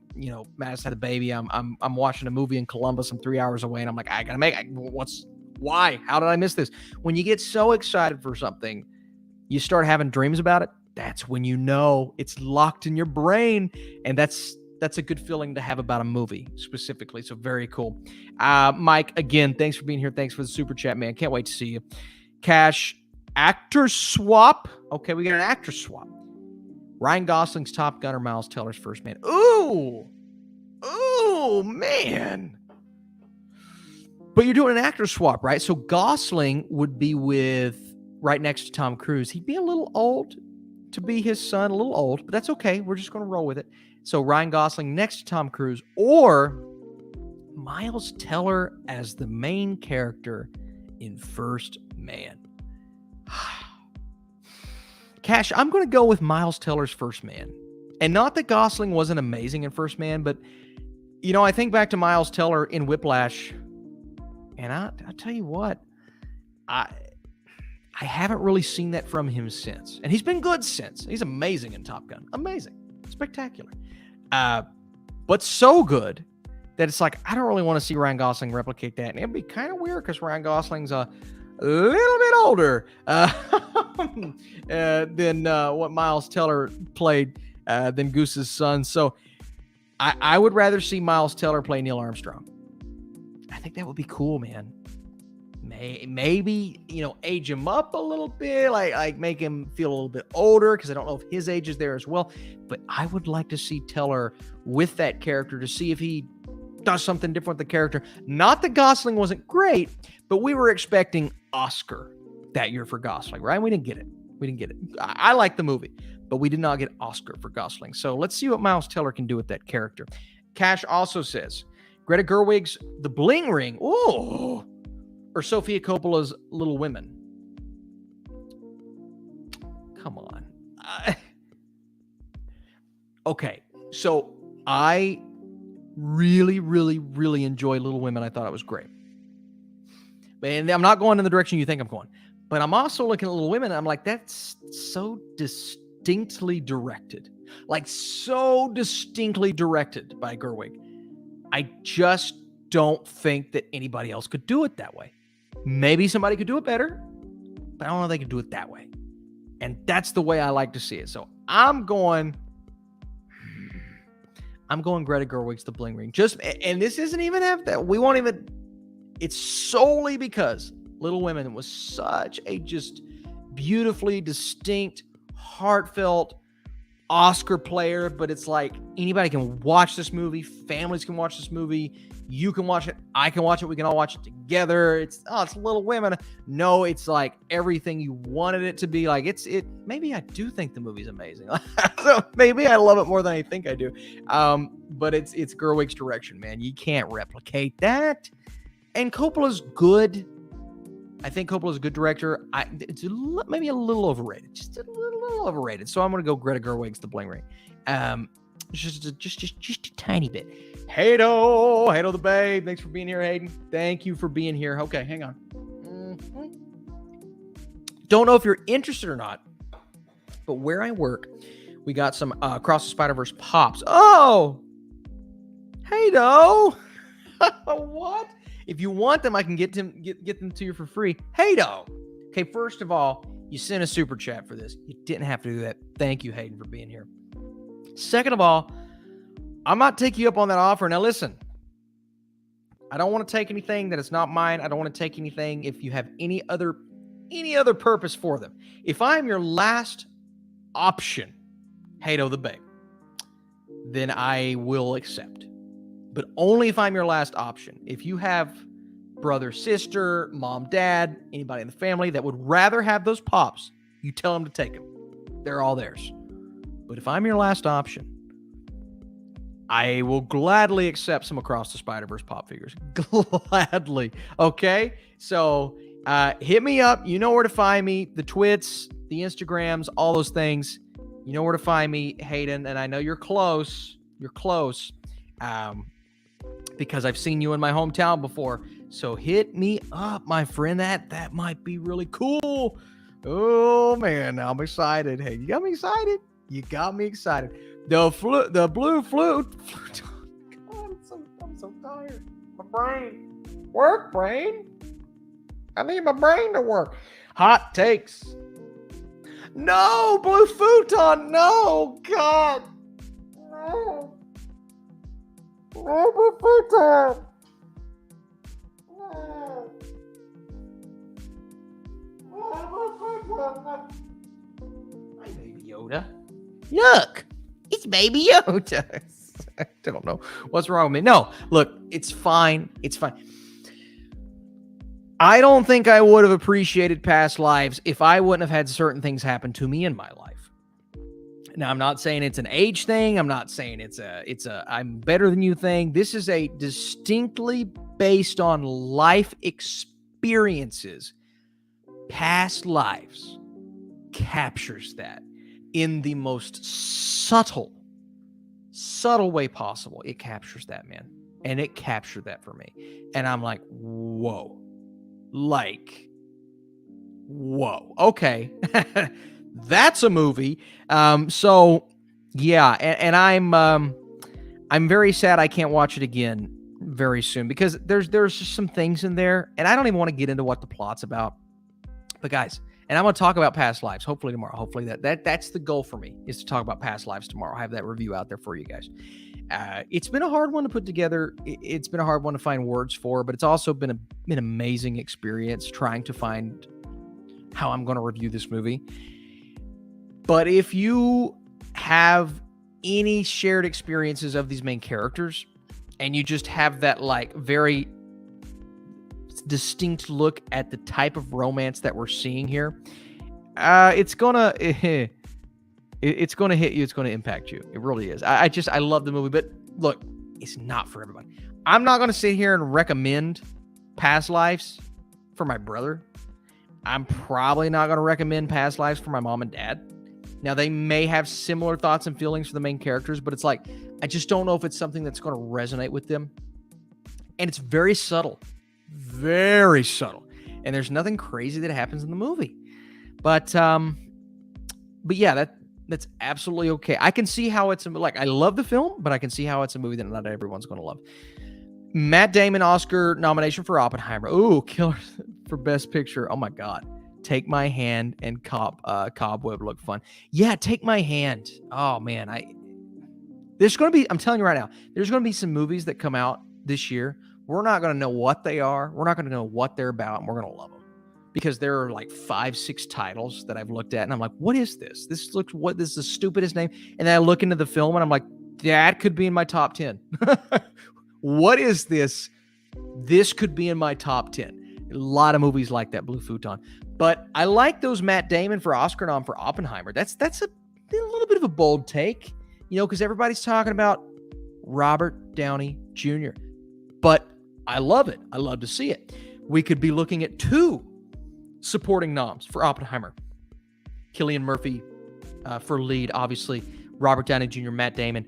Also, I'm hearing great things about Emily Blunt. I may start sliding her into some predictions for supporting actor. Yeah, let me tell you. It's one of my most anticipated movies of the year, behind Killers, Dune Part 2, The Killer. I was talking about Killers of the Flower Moon, but The Killer is right there. So I am pumped out of my freaking mind. David Fincher doing a thriller. What more could you ask for in life? Not much. Some of the best things in life are free. Well, this is not going to be free, but it's going to be something that I am crawling. I am dying to go to that theater and see as soon as I can. So I hope we get a release date soon. Let's see here. We got more super chats, guys. We gotta keep knocking these out. But Blue Futon, amazing questions. I love that Matt Damon Oscar nom.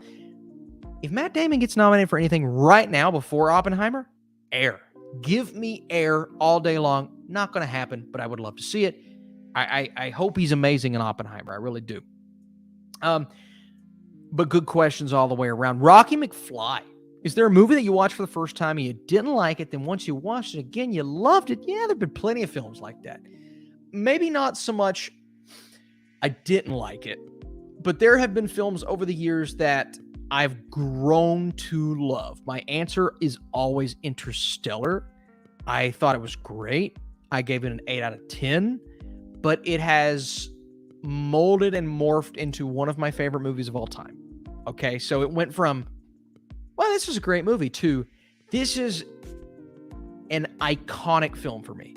This is everything I wanted it to be the first time I watched it. That's what it is now, but I've grown into that.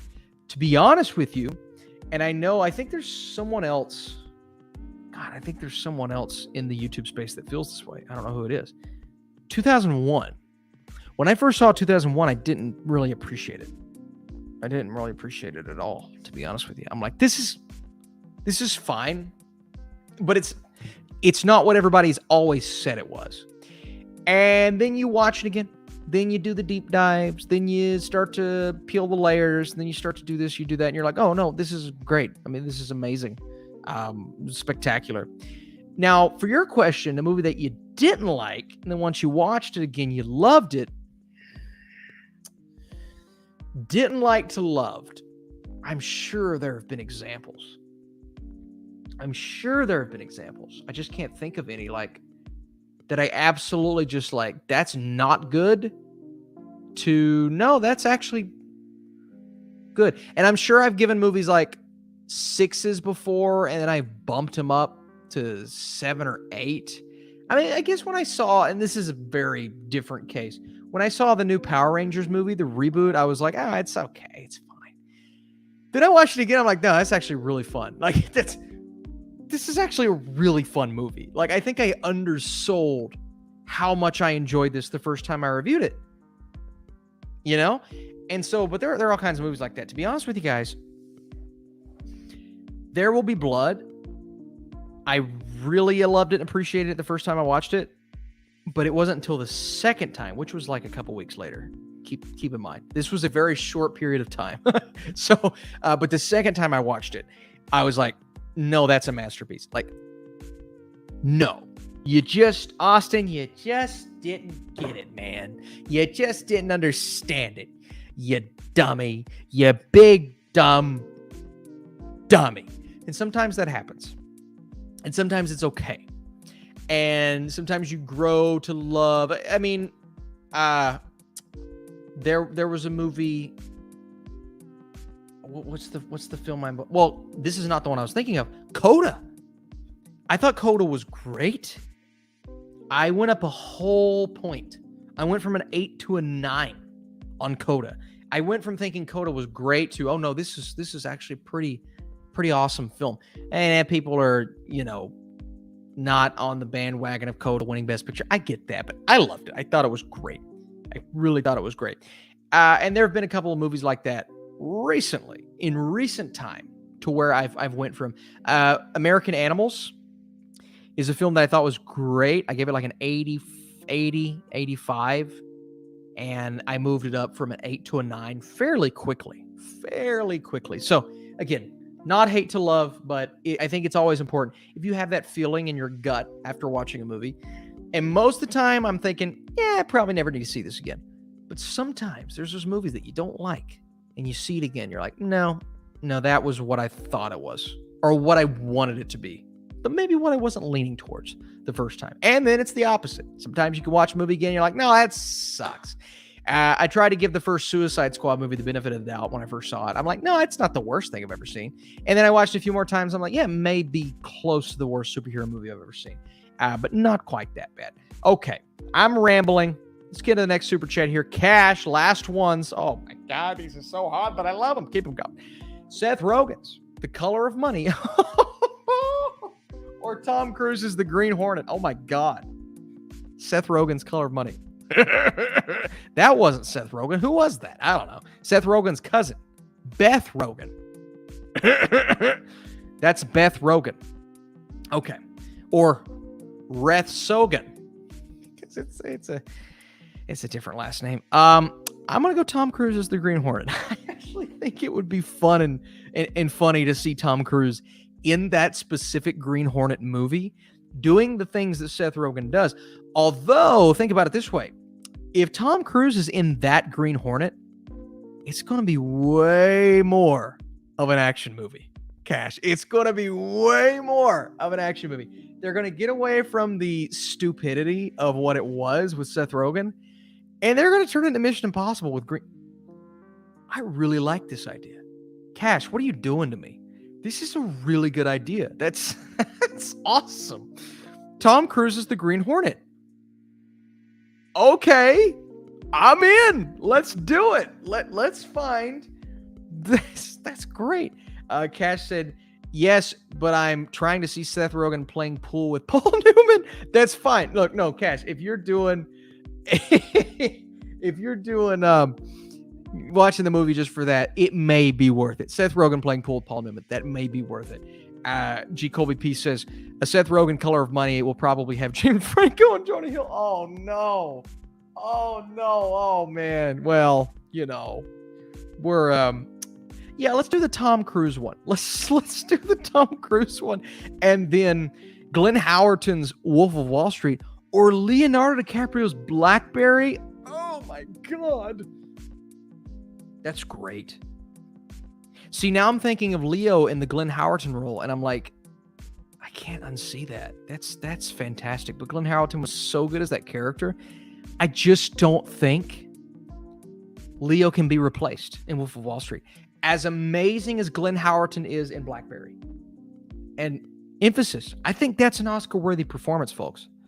I don't know if he's going to get it, but I think that's an Oscar-worthy performance.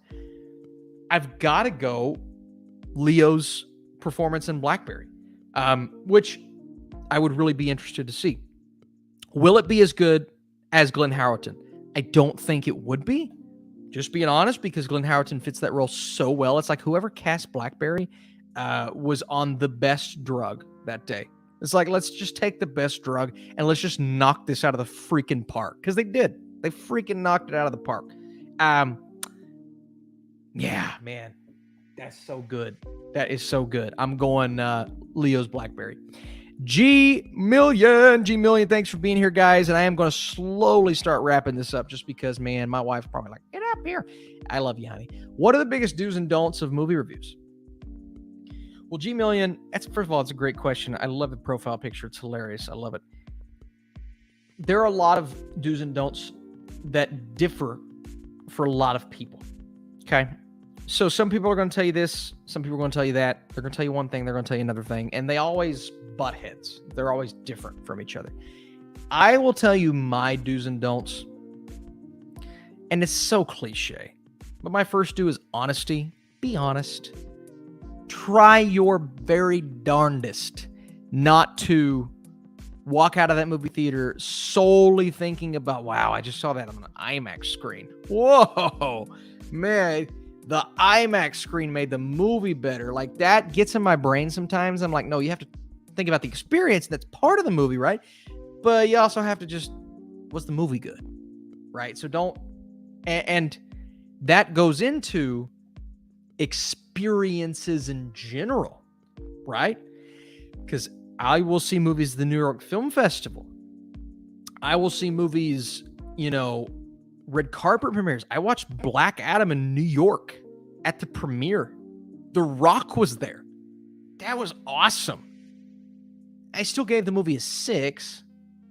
Was it even worth a 6? It was okay. It was okay. I didn't hate Black Adam. I didn't hate Black Adam. People hated it. It's fine.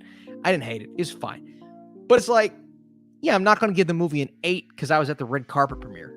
To be honest with you, that may have wow, this is so cool. But then you get home and you're like, no, we gotta review this thing. Let's review this puppy. So don't ever let that compromise, and don't ever let that kind of make it to where it's dishonesty. And so honesty, I think, is the best policy, right? And that's the most true thing you can go into a movie review with, and you can come out of a movie review with. It's like, if you were honest, then that's all that matters. It doesn't matter what else happens, who else says what, who cares? Who cares? As long as they're honest. Now, if you disagree with me, that's another thing, but you're not going to change my mind. That's just how it goes. Now, y'all brought up amazing points in my movie reviews before, and you've made me rethink some things, but all in all, movie reviewers, even if they are honest, they're going to get attacked one way or the other. It's just kind of how you handle that. And sometimes I get pissed off and I respond to people. It's like, if you say something stupid, I'm going to say something stupid back. You shouldn't be on the internet saying stupid things. You should be at home in your basement, locked up. Go outside. Get some fresh air, buddy. Okay? And so I'll tell them that. But, sometimes you just got to refrain. You got to stop yourself. What am I saying? I went off on a tangent. The don'ts. I'm not going to say there's this concrete list of things not to do in a movie review, but you have to factor in a lot of things when reviewing movies. It's not just, oh, do I relate to this character? And if I don't, then the movie's a 1 out of 10. That's important. I think relating to a character is always going to impact your score, but you can't just solely judge a movie based on one thing. And we're seeing a lot of this, and I'm not even talking about film critics anymore. I'm just talking about some people. They'll go into this like, oh, The Little Mermaid. Well, she's not white, so this movie's going to be a 1 out of 10. And obviously, they're not a movie reviewer, but when you put a 1 out of 10 on IMDb, it counts for something. It inflates or deflates the score. And so that mentality, I've seen a handful of critics, not necessarily that, but with the, Cash said, it's okay, Austin, feel free to say IMDb. Yeah, that's what it is. That's absolutely what it is. IMDb. It's oh, this person is this, or that thing is that, or I don't like this, so here's a 1. And I'm like, okay, first of all, you're stupid. Second of all, you shouldn't have a cell phone. Third of all, again, go outside, get some fresh air. Shut up, get off the internet, get some fresh air. Okay, thank you. I feel like I'm being too mean. I don't care. Who cares about those people? But sometimes that carries over into actual film criticism and film critics. They will have this mentality, this very skewed viewpoint on a movie, and then they'll go into it and they'll have already made up their mind. Doesn't matter what the movie does, their mind's made up. I've seen that firsthand. Here, let me tell you a story. I was at a critic screening one time for The Batman, and the guy before the movie started ever so clearly was going to hate this film. It didn't matter what it would have done. Jesus Christ himself could have come down into the hills of Zion, and he could have descended and said, I'm going to bless your life, But first, I'm going to show you this film, but I'm going to bless your life as you're watching this film, and you're going to have nothing but good thoughts all the way through this movie. That could have happened, and this person would have hated the Batman, because before the movie started, he talked about how he wrote an article on how bad the Batman was going to be, talking himself up for some reason, godforsaken schmuck, and he's talking about how the movie's going to suck. It's just going to suck. I know it's going to suck. It's going to suck. And I'm sitting here like, dude, this is a critic screening, not a moron screening. Why are you here? You should be at Weenie Hut Jr. next door. Go to Weenie Hut Jr. But no, he was watching the Batman. And of course, when the movie ended, he stands up and screams, not quietly, loudly, that movie sucked. That movie was terrible. It's everything I thought it was going to be. And I'm sitting here going, who invited you?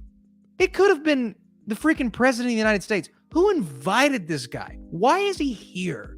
Because he clearly made up his mind on this film before seeing it. You know what the best movies are? The best movies are the movies that surprise you.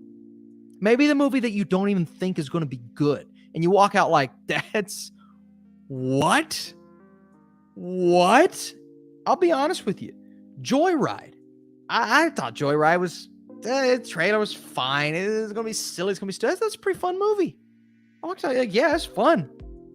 I mean, that was pretty fun. I kind of enjoyed it. And that happens all the time. You got to open your mind.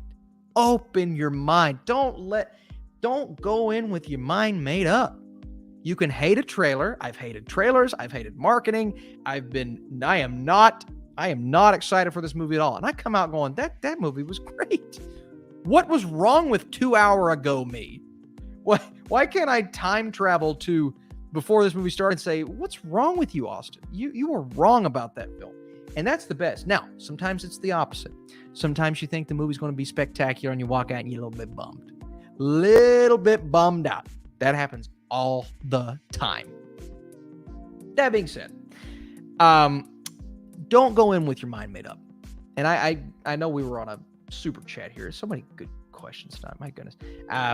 Don't go in with your mind made up. Don't do it. Open-minded honesty. That's all I ask for with film criticism. You may hate the person's personality. I have plenty of people that hate my personality, and sometimes I don't blame them. I don't blame. It's fine. I'm annoying. I love SpongeBob references. I'm silly. I'm stupid. I don't know, guys. Some people are just crazy. And then some people just don't really know how to talk about movies, and yet they're popular. I don't get it.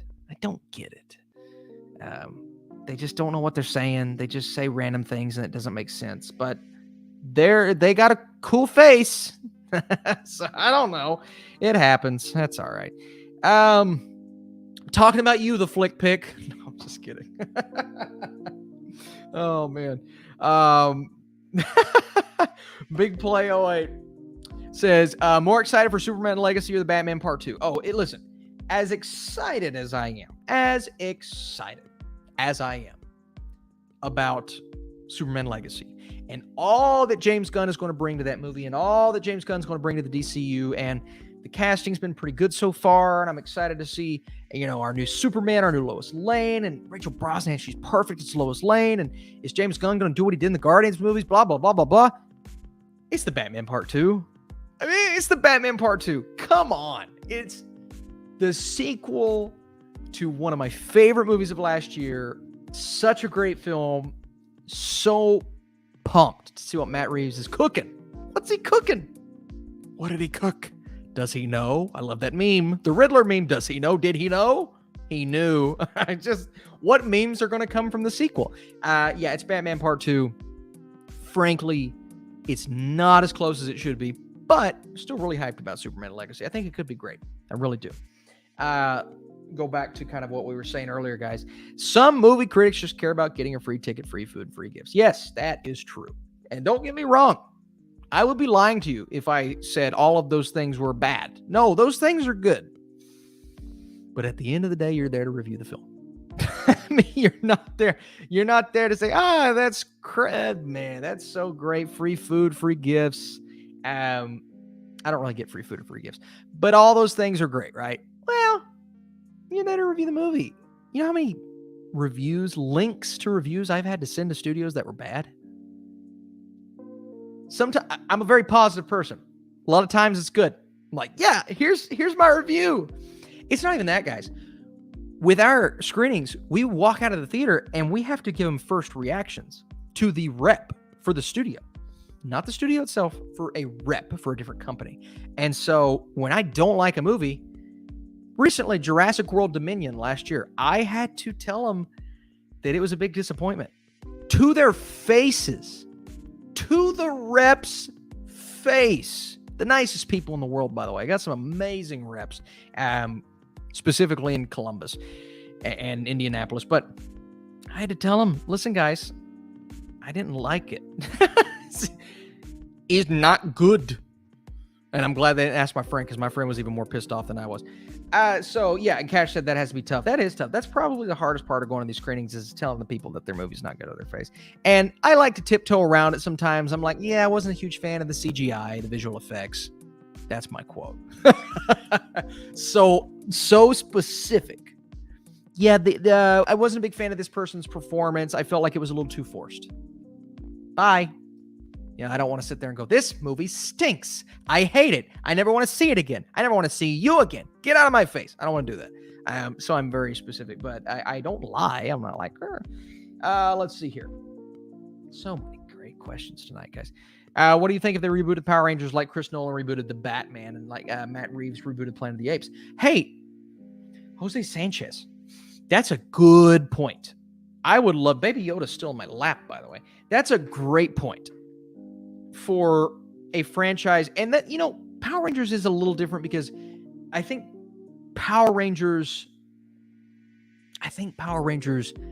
thrives on the cheese. Okay.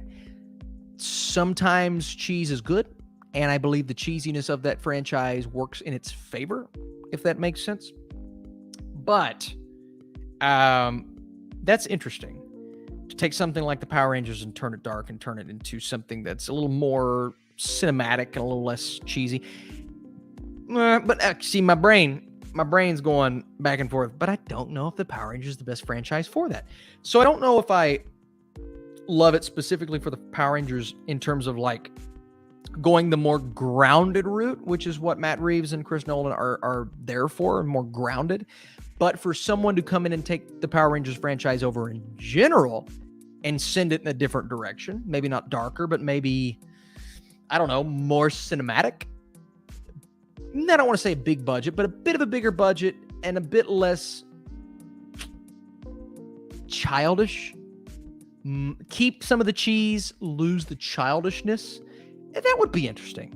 So I don't hate that idea, Jose Sanchez. But in terms of Chris Nolan and Matt Reeves, I don't know if Power Rangers is the franchise that a director of that caliber would tackle. Still, it's a good point, though. I see what you're saying. Joseph Curtis says, are you able to do reviews because of the strike? Yes, as far as I know, and everything's been going back and forth, just back and forth, from what I've been seeing on Twitter. And I've not really chimed in because I don't really know anything. So it's like I don't want to chime in if I don't know anything. And I don't want to feel like I'm informing people when I don't have an accurate depiction of what's going on.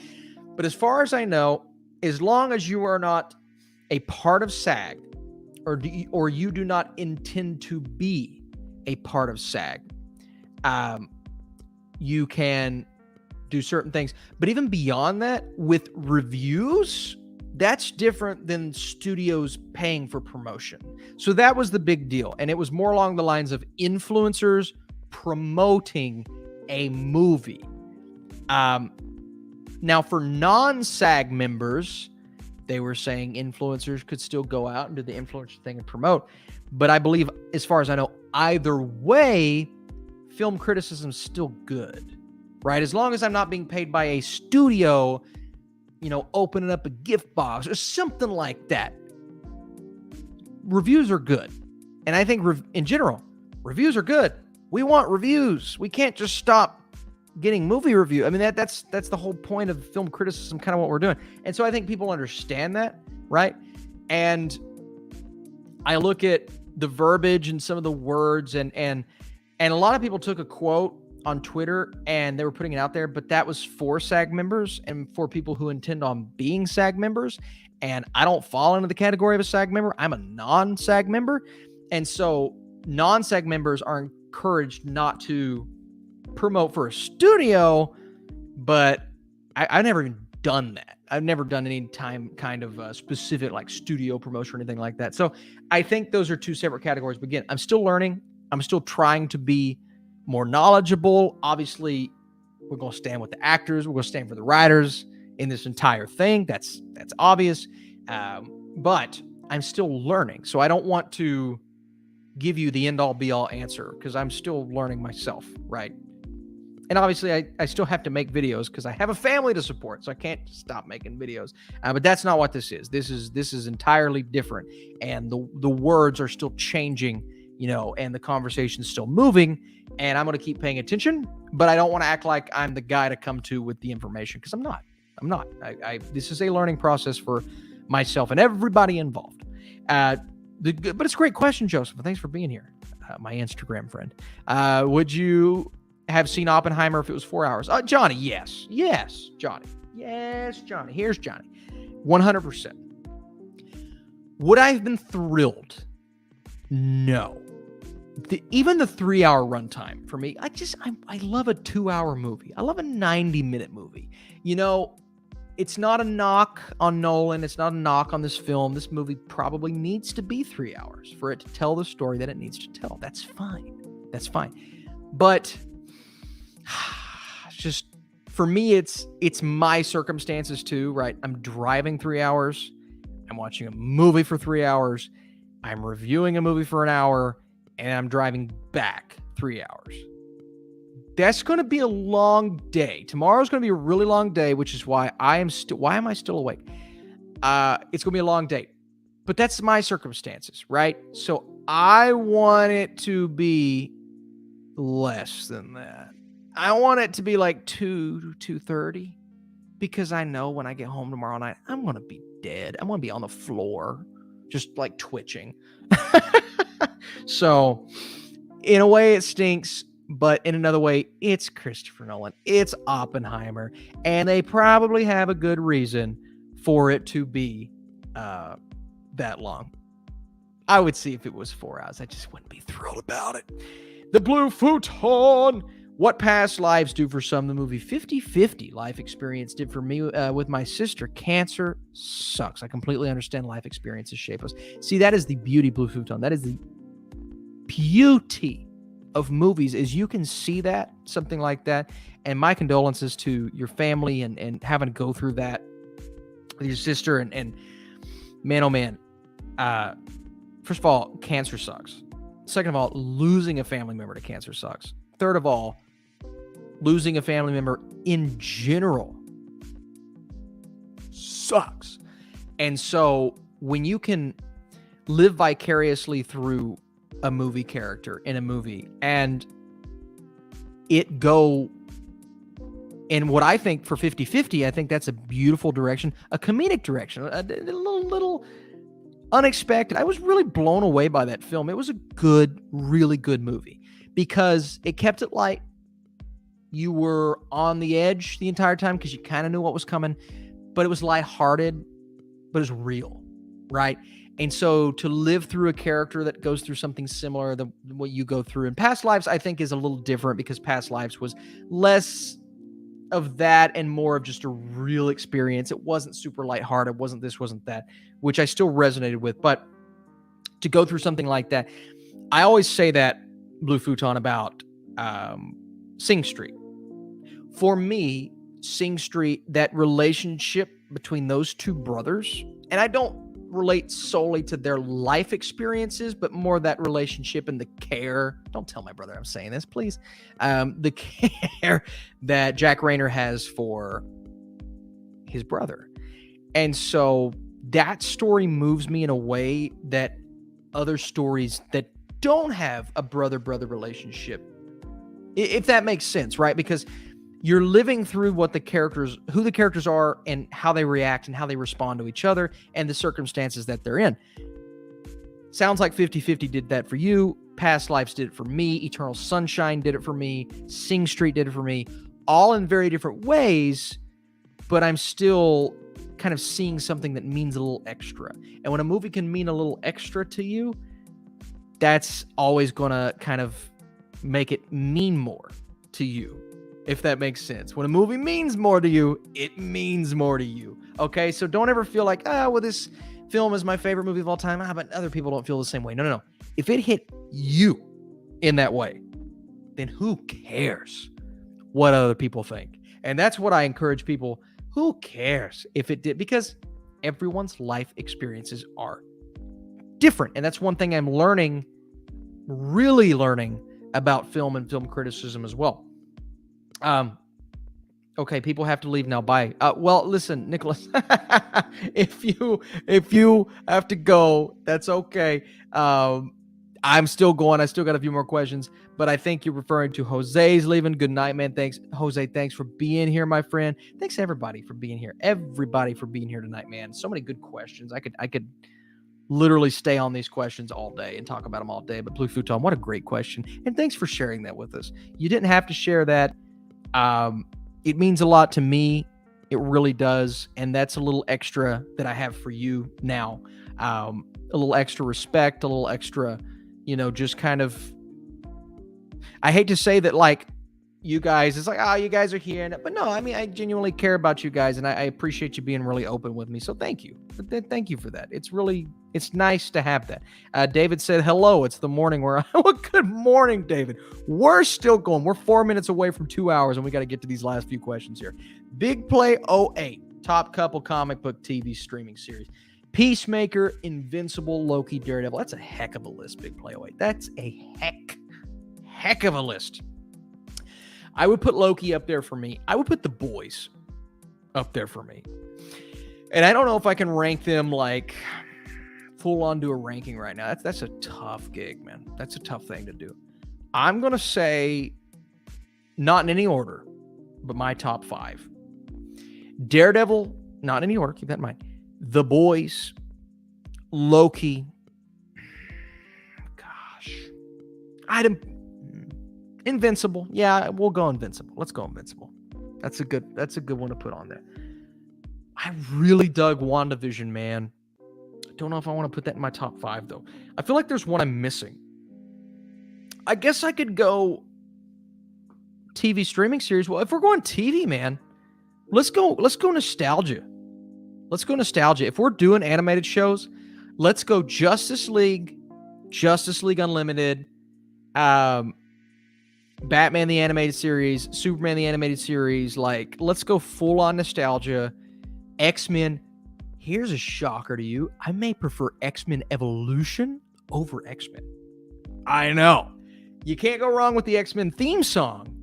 But I was a big X-Men Evolution fan. I love what their escapades on Earth and kind of the high school feel to it, man. Oh, man. Okay. I could put. But I do like your list. And having Peacemaker in there is great as well. So I can't give you a top 5 right now. It's just too hard, man. Because I just went full on nostalgia. I went, don't forget about Avengers Earth's Mightiest Heroes. Don't forget about that show. Always we will fight as one. That's a great show, man. We cannot forget about that show. And the 90s Spider-Man series. Come on, man. That's so good. Spectacular Spider-Man's great. I always have love for the 90s one, so I'm going to go the 90s one. Wolverine and the X-Men, that was a good show too, man. What was that weird Fantastic Four show? That I kind of like that one, to be honest with you. Batman the Animated Series. God, it was so good. Spectacular Spider-Man, yes. Spectacular Spider-Man. Oh my gosh, man. And then Batman the Animated Series turned into like the Batman and Friends with Batgirl and Robin. Not as good, still pretty good. Some of the Joker designs on that, a little weird. Final super chat of the day, Joseph Curtis. Thank you. Keep up the work. Instabuddy. Joseph. Yeah, Joseph, I love... Actually, like I get to see your Instagram reels sometimes. I'm not on Instagram like my feed as much as I should be now with the baby, but I'm on there a little bit. And whenever I come across one of your videos, they're very entertaining. I really like your work. So thank you for that. My light is dying. I don't think it's ever went for the full like 2 hours before. You can see that it's, yeah, man, you can see that I've went from bright at the beginning of this video to slowly getting dimmer. Yeah, remember this was supposed to be an hour stream. What happened, Damon? What happened? Let's wrap this thing up because my wife is gonna, man, big play away with what looks to be like maybe the final super chat of the day. Thanks, man. I haven't seen it since my baby happened. Yeah, listen. Since the baby happened, yeah, I can feel your pain. Now, since your baby happened, when was your baby born? That's awesome. See, this is something we can share now. We got the fellow fatherhood thing going, fellow mom and dadhood. It's a tough world, but somebody's still waiting for Madison to show up. No, she's on baby. Well, actually, no, my mom may be up there with her right now because she said she was going to go to bed, but I'm sure my mom, she's probably like, yeah, I can stay on here and help Madison while Austin is talking in front of toys with Baby Yoda peeking in from the side. Look at this. We've had a 2-hour stream. How is my voice still going? I don't know. I see Oppenheimer tomorrow. It's going to be great. I can't wait. Hey, not only are we doing a review, okay, we're doing a first reaction. So y'all got to have the notifications turned on. Have the notifications turned on. Be on that feed around 7, 8, 9, 10, say 11 o'clock tomorrow night. Be on your subscription feed. Be ready for a YouTube short and a TikTok and maybe an Instagram video about my Oppenheimer thoughts. And then the next day, Barbie. And the next day. And the next day. That's a SpongeBob reference. All right. Barbie first reaction. Yes, Barbie first reaction will be Wednesday night. Oppenheimer tomorrow. Barbie Wednesday. Actually, Oppenheimer today because it's past 12 a.m. and my light is going dead. Hey, listen, guys. Thank you again. Hoopla. Thank you again. Amazing. So amazing. Wins the fight against 3C and Sean Chandler. We're training. We're in the middle of training right now. We're going to fight each other.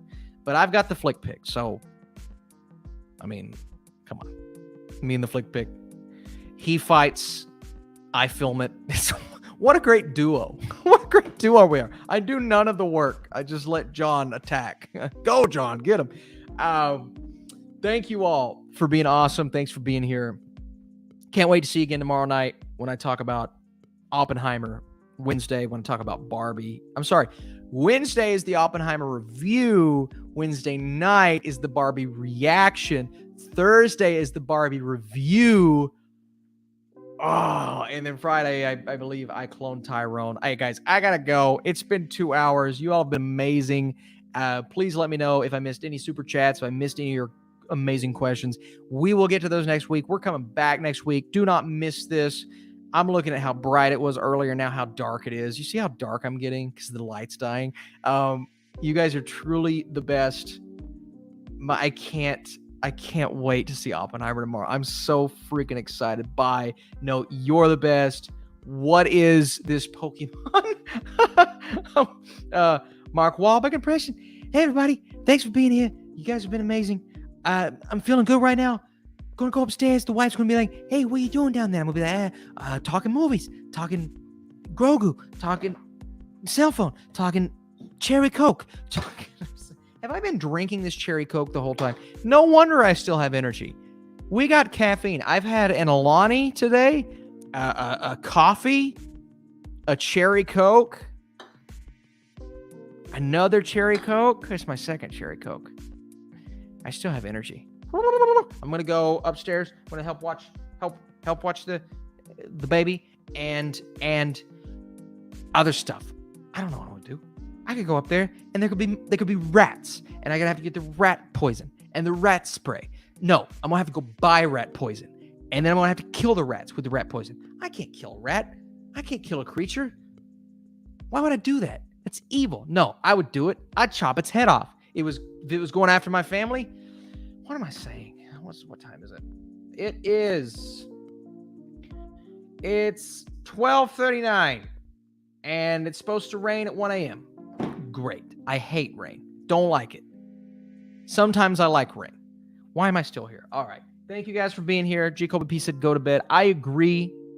I agree. It's time to chime. No, it's time to go to sleep. Let's go to sleep. Sleepy time. Here's a picture of my daughter. Wait. Yay, it's a baby. She actually looks a lot different than that now. It's an older baby. Is that Elmo? Who is that? All right. I got to go. Where's my screen? Madison is waiting. My wife is going to kill me. It's okay. She loves me, though. She loves me. No, she's going to kill me. I've got cabin fever. I don't know what I'm doing. What am I doing? Is that thunder? Is it thundering? Oh, my God. Losing sanity. Yeah, I think I've already lost it. Hey, can you guys do me a favor? Can you go follow me on TikTok? I've really been trying to up my TikTok game, and I'm trying to be lit like the kids. Actually, I've not posted like 4 days, and then I had to post a promo there today, and people are going to be like, that's stupid. I'm not going to. But I need to get back into it, man. I need to get back into the TikToks, ticky-tocky. Here's my TikTok. If you want to go, if you want to go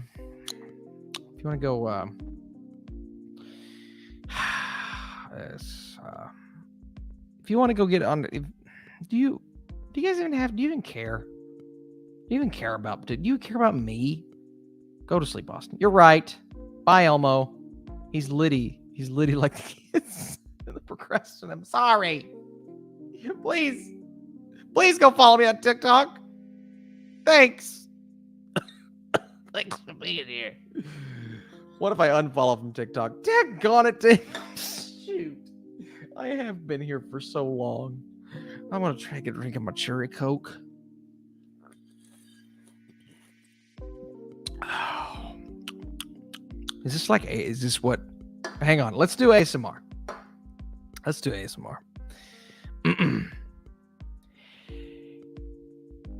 Hey, everybody, go follow my TikTok. Jesus Christ. Oh, but the Chinese government. Listen, but my TikTok.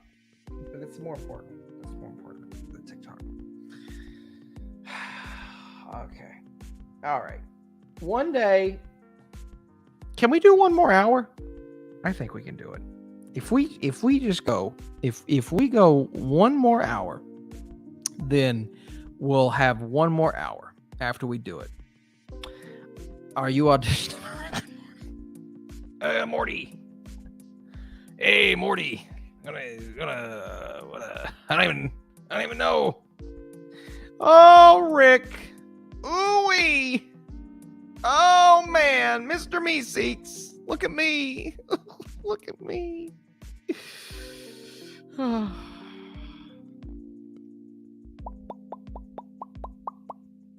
It's a pop noise. It's pretty good. It's like imagine there's a bunch of balloons in here. I just take a needle. I just popped. Let's see, let's go pop 6 of them.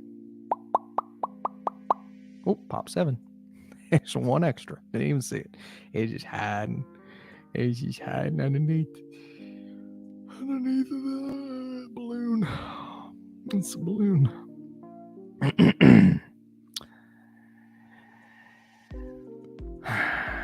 Move on, hit him up, move on, hit him up, rawhide. Move on, hit him up, move on, hit him up, rawhide. Milk 'em good, rawhide. Shrek 2, everybody. Shrek 2. That's okay. It's time to go to bed. Thanks for being here, everybody. It's time to go to bed. And I mean now.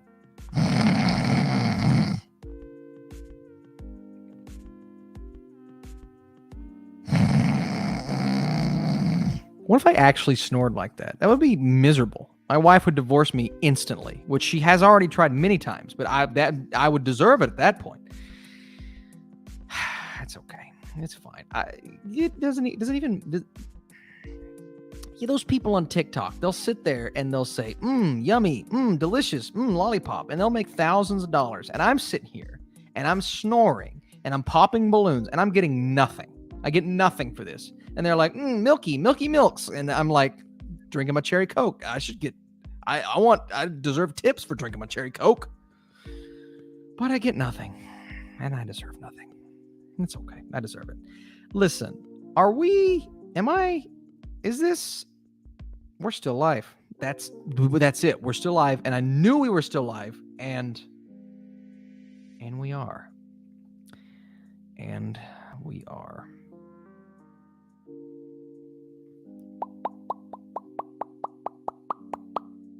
$15.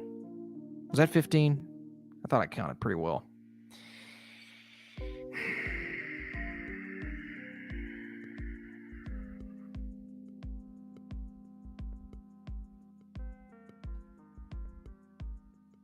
All right, everyone. Thanks for being here today. We're going to stream the entire Oppenheimer movie.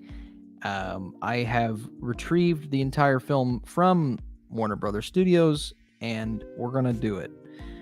No, we're not going to do it. We're going to stream. We're going to stream Oppenheimer. So let me get the movie. Queued up here.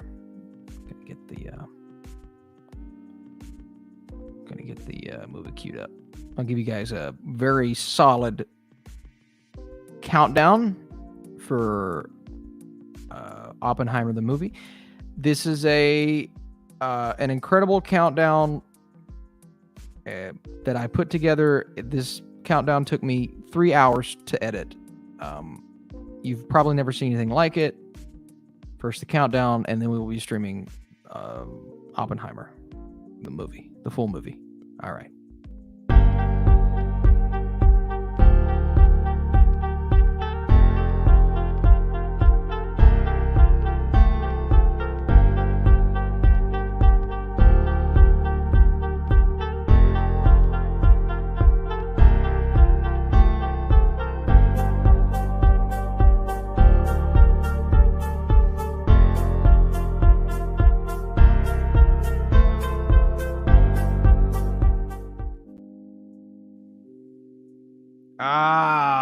Just kidding. Just kidding. Here's a picture of my dead grandpa. All right. It was an Oppenheimer. That's my dead grandfather. 1909 to 2013. Pretty good.